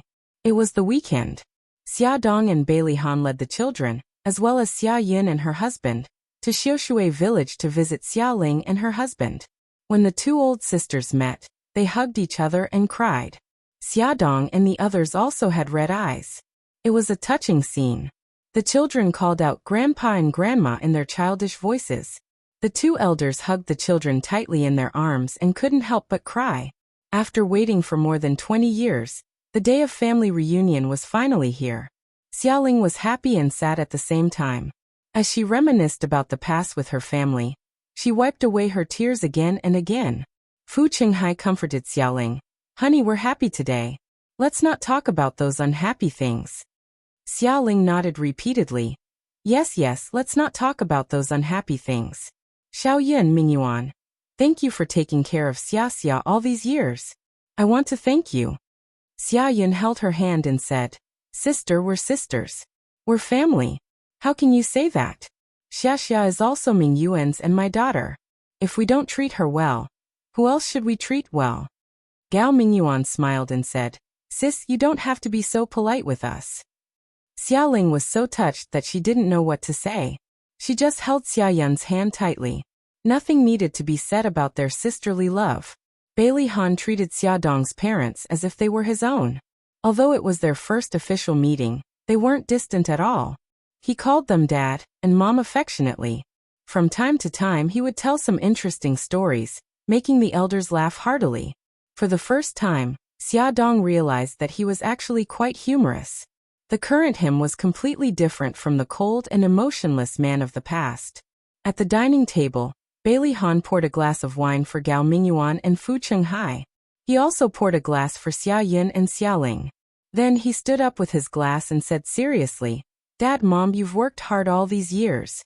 When Xia and I got married, you weren't able to attend. Today, I toast to you as your son-in-law to thank you for taking care of Xia.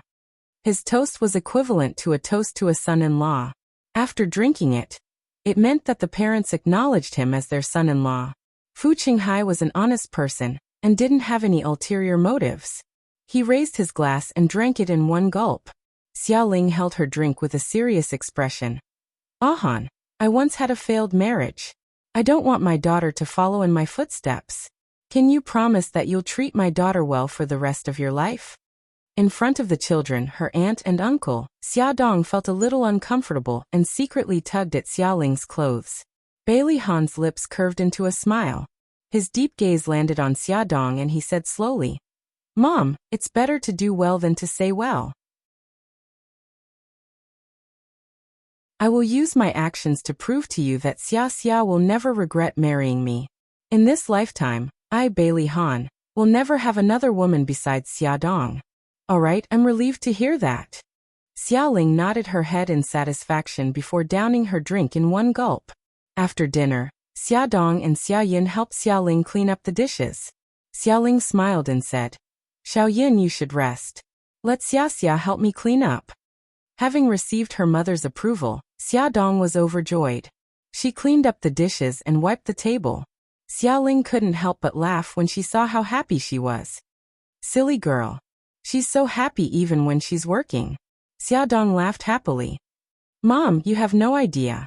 I've dreamed of cooking and washing dishes with you like this for many years. Really?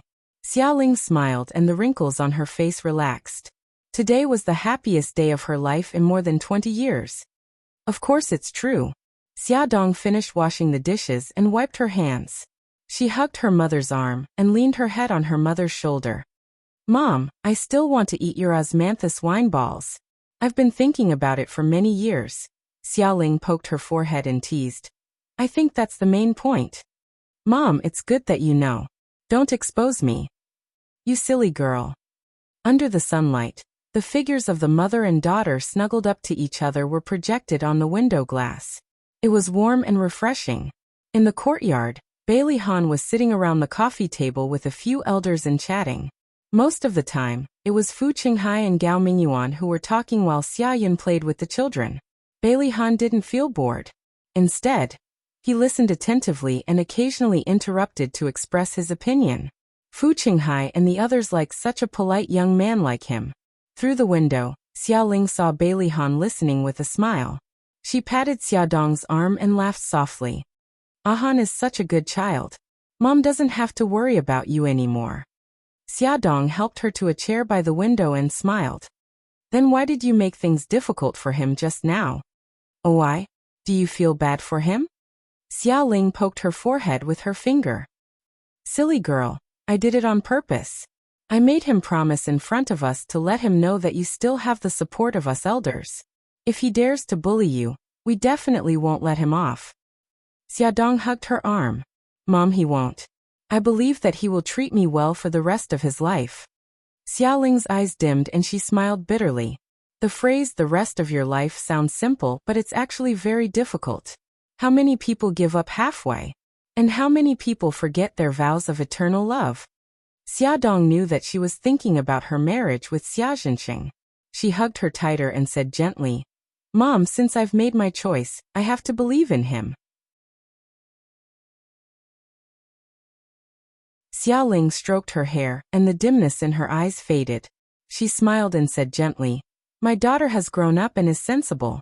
Xia, you're right. Since you've made your choice, you have to believe in him and live well with Ahan." Xiaodong's eyes were smiling as he replied, "Yes." The mother and daughter leaned against each other quietly for a while. Then Xiaodong thought of something and said, "Mom, do I have a younger brother?" Xiaoling sighed. "Yes, your Uncle Fu and I have a child called Fu Wei. He's already 16 years old, and he's working in the city." She sounded helpless. Xiaodong looked up from her arms. "Mom, did something happen to Wei?" Xiaoling shook her head and looked troubled. "Wei is too disobedient. He doesn't like to study and dropped out of school in junior high. He has a bunch of bad friends and is always causing trouble. Your Uncle Fu and I have a headache because of him. We don't know what to do with him. Fu Wei was their son. When he was young, he was spoiled. Coupled with the bad boys in the village, he learned how to lie from a young age. He skipped classes every day and went to the internet cafe and arcade. The couple did not know about those things and Fu Wei was able to fool them with a few words. It was not until he got into a fight with a classmate, and the teacher invited them to the school for a parent-teacher meeting that they realized the seriousness of the matter. However, it was already too late. Fu Wei was given a few serious demerits by the school, and if he made another mistake, he would be expelled. The naughty boy was beaten up by Fu Qinghai, but he was still disobedient. He hung out with the gangsters outside the school, and robbed the rich students in the school. After his deeds were exposed, he was persuaded to leave the school by the teacher, and no matter how Fu Qinghai pleaded, it was useless. Fu Qinghai and Xiaoling's hair turned white at that time. Fu Qinghai had planned to transfer Fu Wei to another school, but Fu Wei refused to go to school and ran away from home to work in a city.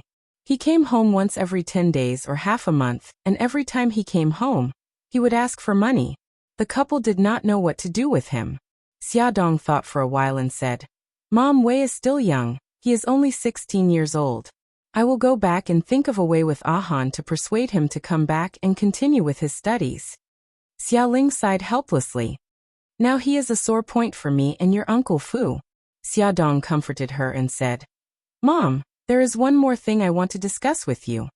"What is it? Tell me." "Well, you and Uncle Fu are both old and need someone to take care of you. Ahan and I want you to move to the city. I have a 3-bedroom apartment in the city.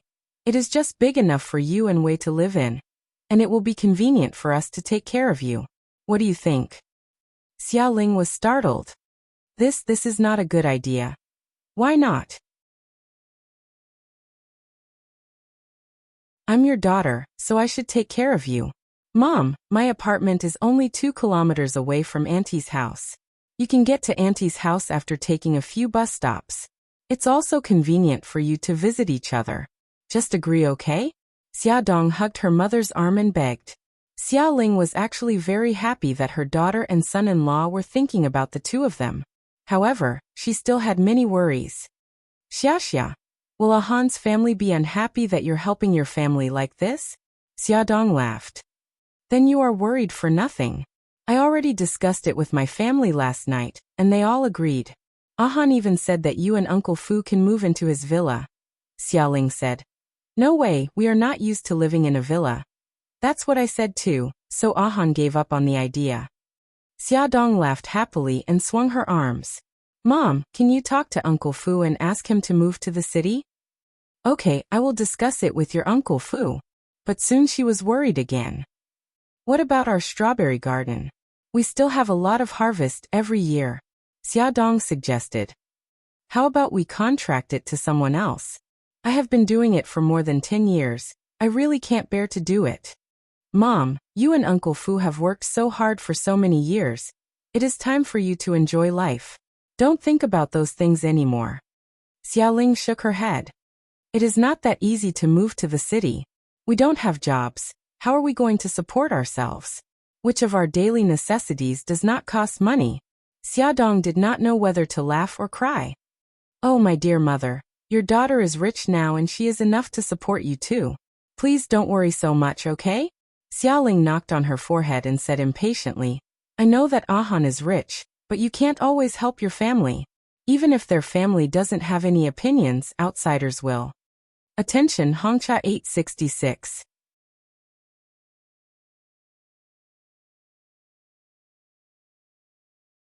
Chapter 344. Mom, it's my own money. When I was in Japan, I saved up a large sum of money. It's enough to support the two of you. Besides, I also have 10% of the shares of Shenghao Group. Every year, the dividends are tens of millions. Shenghao Group? Isn't that Ahan's company? Xiaoling was surprised. Xiaodong nodded. When we got married, Ahan transferred 10% of the shares of the company to me. She wasn't going to tell her mother that Ahan's original words at the time were to give the money to her as pocket money, tens of millions of pocket money. Of course, he also gave her a few extra credit cards for her to use as she pleased. Xiaoling was flabbergasted. Clearly, this matter had exceeded her understanding. So you don't have to worry about money, just move to the city, Xiaodong said with a smile.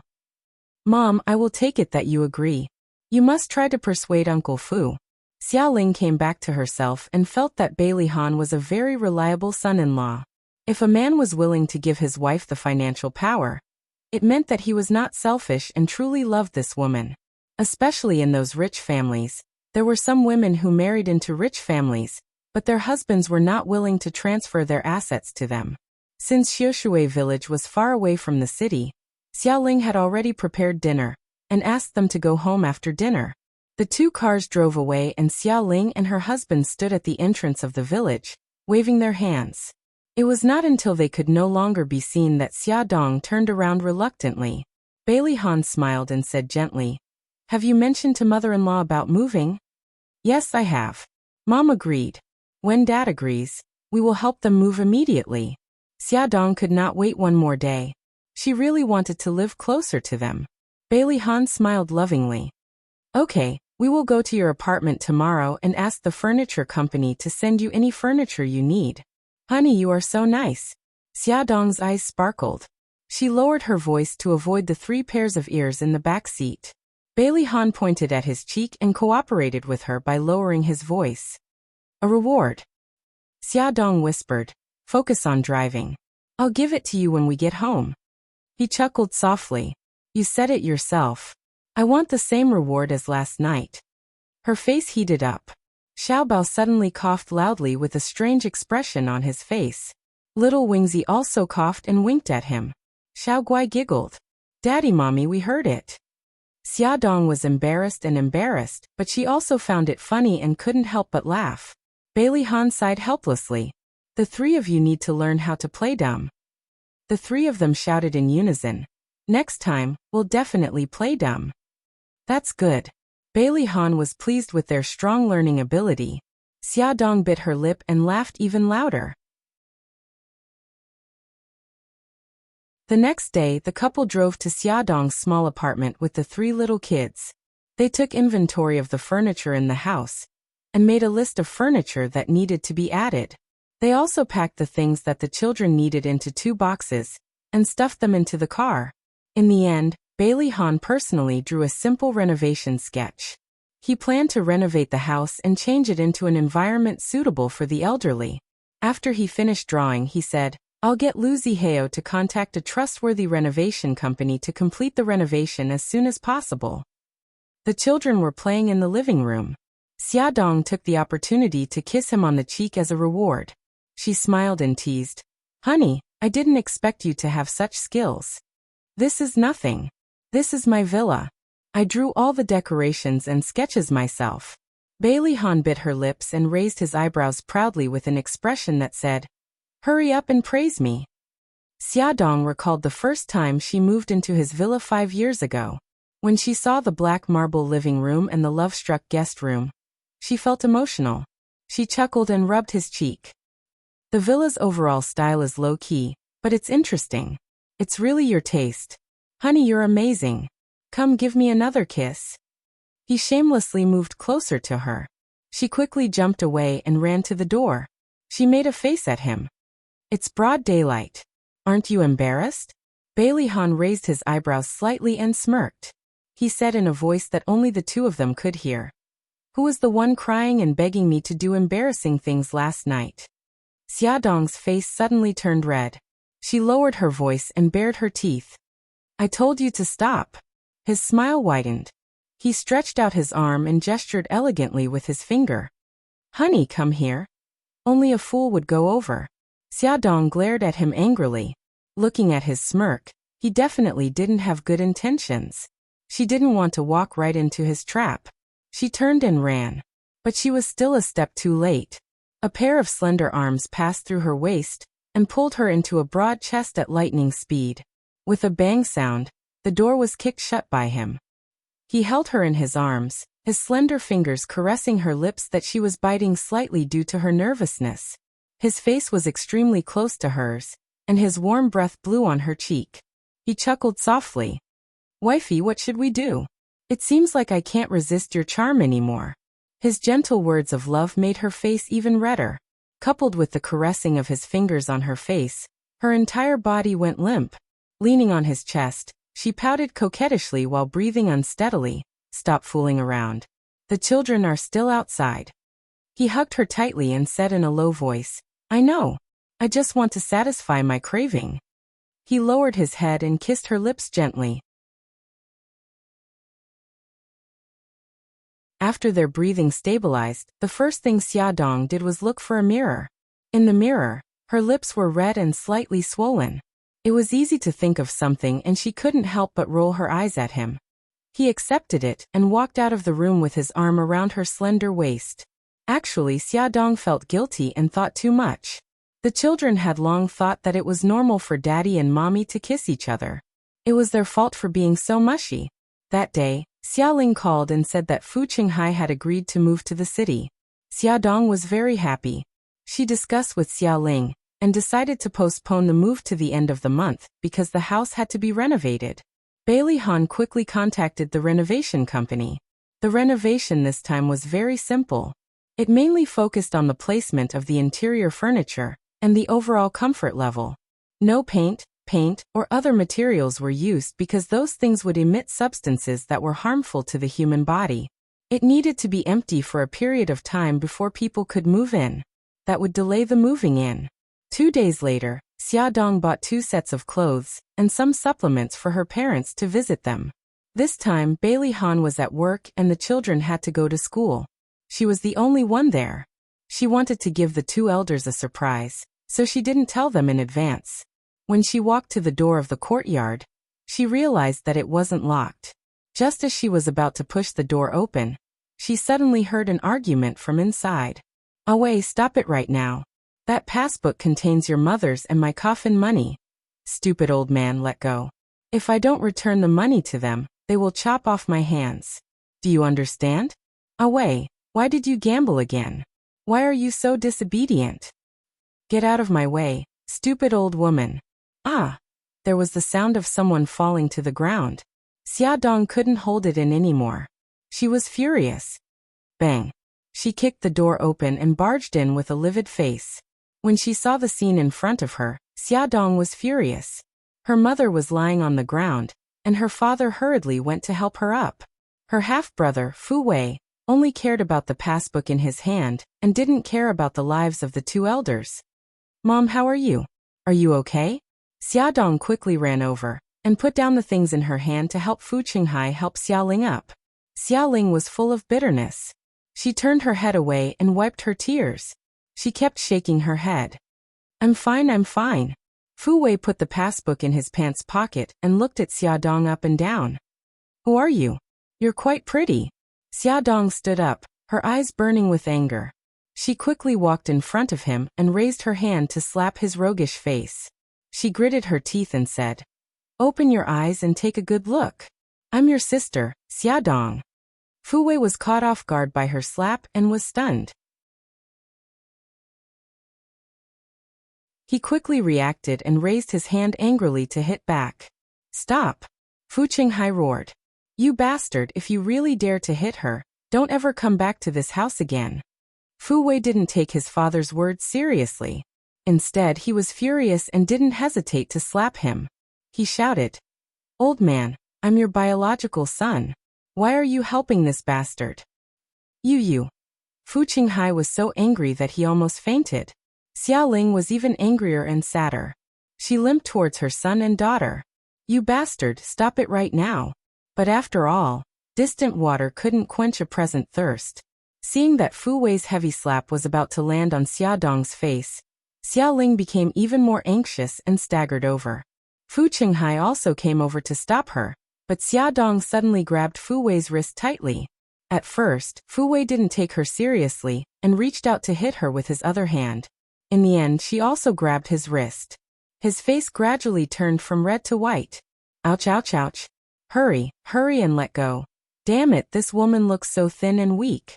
How is she so strong? Xia Dong stared at him coldly. Apologized to mom and dad. Fu Wei's forehead was covered in cold sweat from the pain. He hurriedly said, Dad, Mom, I'm sorry. I was wrong. Fu Qinghai and Xia Ling were stunned. They didn't expect their daughter to be so powerful. Now can you let go of me, sister? Fu Wei's wrist hurt so much that he squeezed out an ugly smile. Welfare Hongcha 866.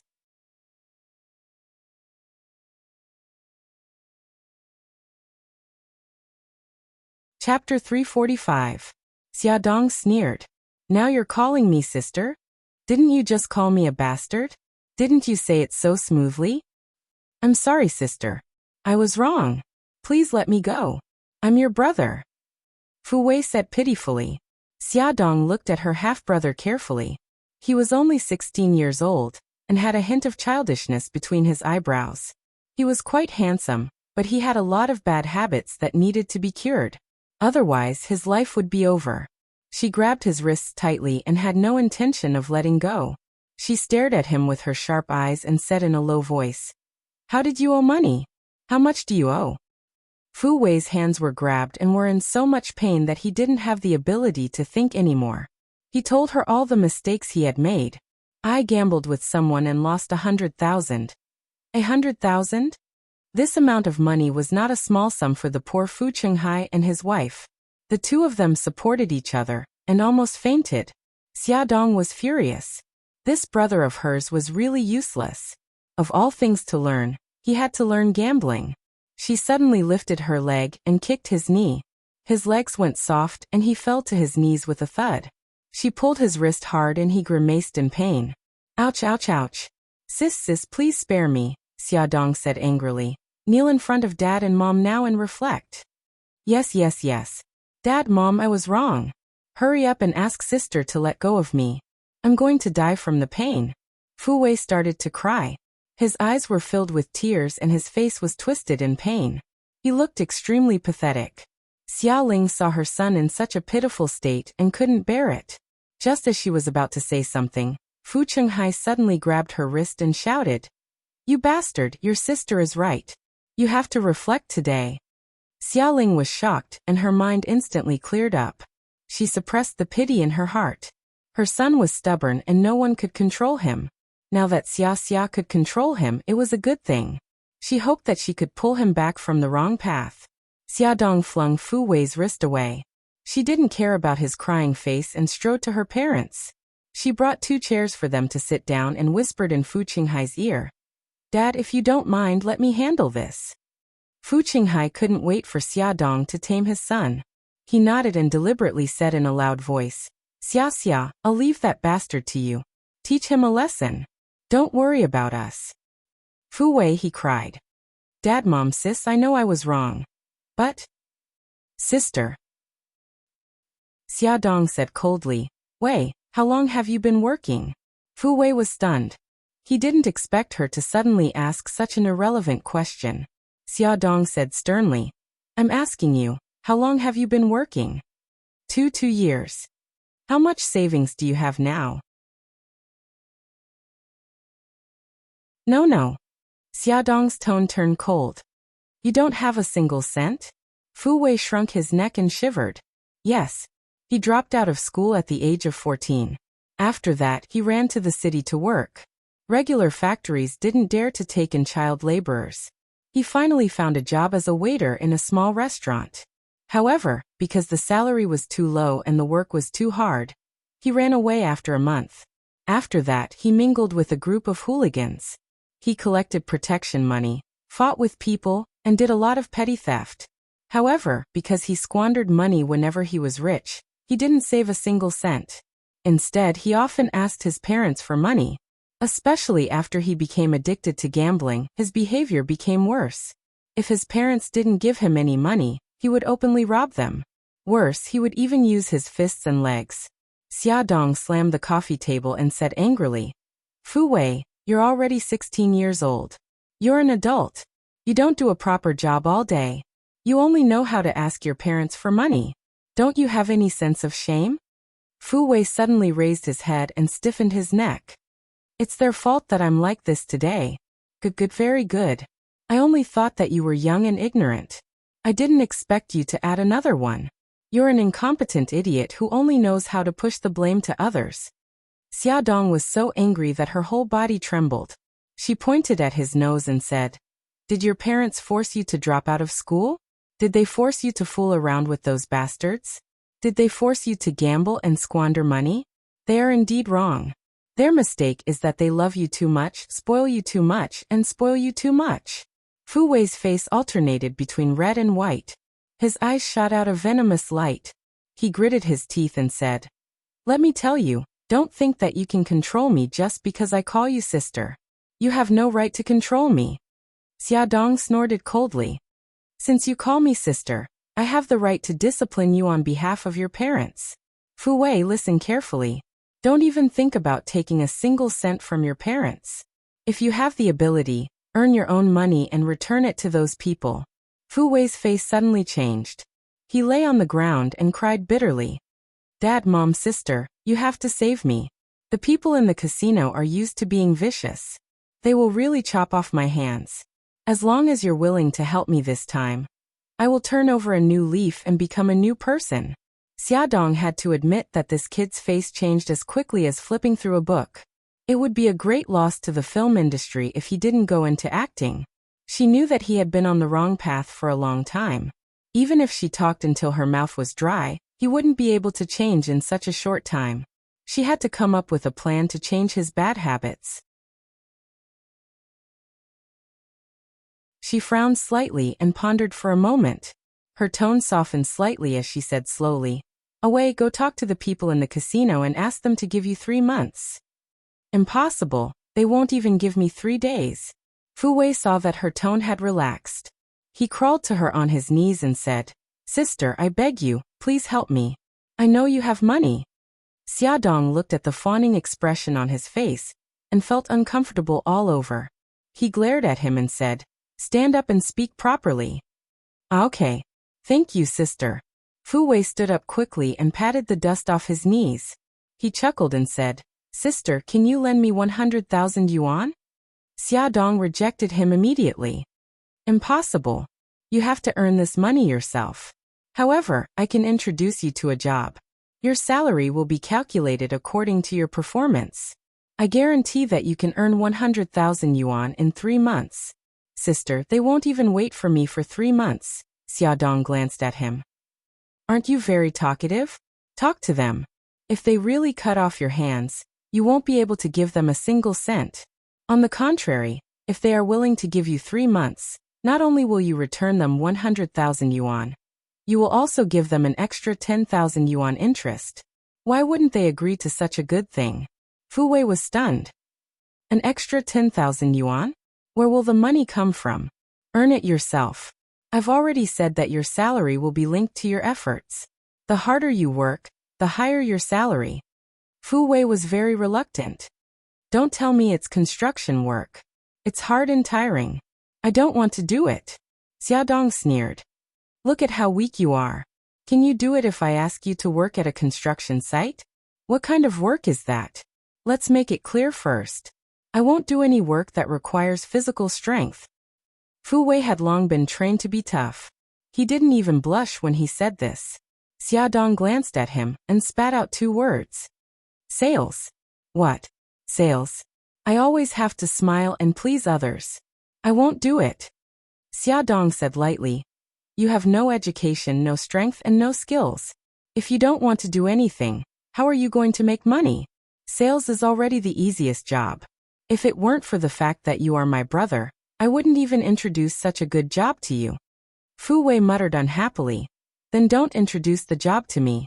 Just give me the money. Xiaodong's expression changed. Fu Wei, don't make me angry. If you don't learn how to earn your own living, don't even think about getting a single cent from me and Mom. Okay. I'll do it. Fu Wei was worried that he had angered this god of wealth, and really didn't care about him anymore. He said helplessly, Tell me, where do you work in sales? Xiaodong gave him an address and said, Wait for me at this cafe tomorrow at 1 o'clock in the afternoon. I'll arrange a job for you then. Also, you have to appease the people in the casino. It's best if you sign an agreement with them that they are not allowed to disturb you or your family for 3 months. When the time is up, you will naturally return the money to them. Understand? Fu Wei nodded carelessly. Yes, I understand. Xiaodong was angry when she saw his attitude. However, Rome wasn't built in a day. She couldn't rush it. She had to train him slowly. Seeing that he couldn't get his parents' money, Fu Wei didn't want to stay at home any longer. He shrugged and said, If there's nothing else, I'll leave first. Fu Chenghai scolded. It's not easy for your sister to come back. Let's have a good meal together. Fu Wei rolled his eyes and laughed. Sister, it's not that I don't want to eat with you. It's just that I want to talk to the people in the casino early and appease them. Xiaodong could tell that he didn't want to stay at home. She thought for a while and said, Okay, go ahead. If you want to sign an agreement, look carefully. Don't be fooled. I know. Goodbye, sister. Goodbye, Dad and Mom. He waved his hand and ran away quickly. Fu Chenghai and his wife sighed deeply as they watched his back disappear into the distance. Xiaodong said, Dad, Mom, I went past you to teach Wei a lesson. I hope you don't mind. Fu Chenghai hurriedly said, Xia, don't say that. I'm more than happy that you can control Wei. There's finally someone who can control him. As long as you can pull him back from the wrong path, you can teach him a lesson however you want. Add. Shinwu799. You're tuning in to the Li Mei Sword of Destiny YouTube channel. We're so grateful for your support, and don't forget to subscribe to join us on this incredible journey through captivating stories. Your generosity through donations truly makes a world of difference, as it's the primary source of revenue that allows me to expand and enhance this channel for you. Thank you from the bottom of my heart for being a part of this adventure.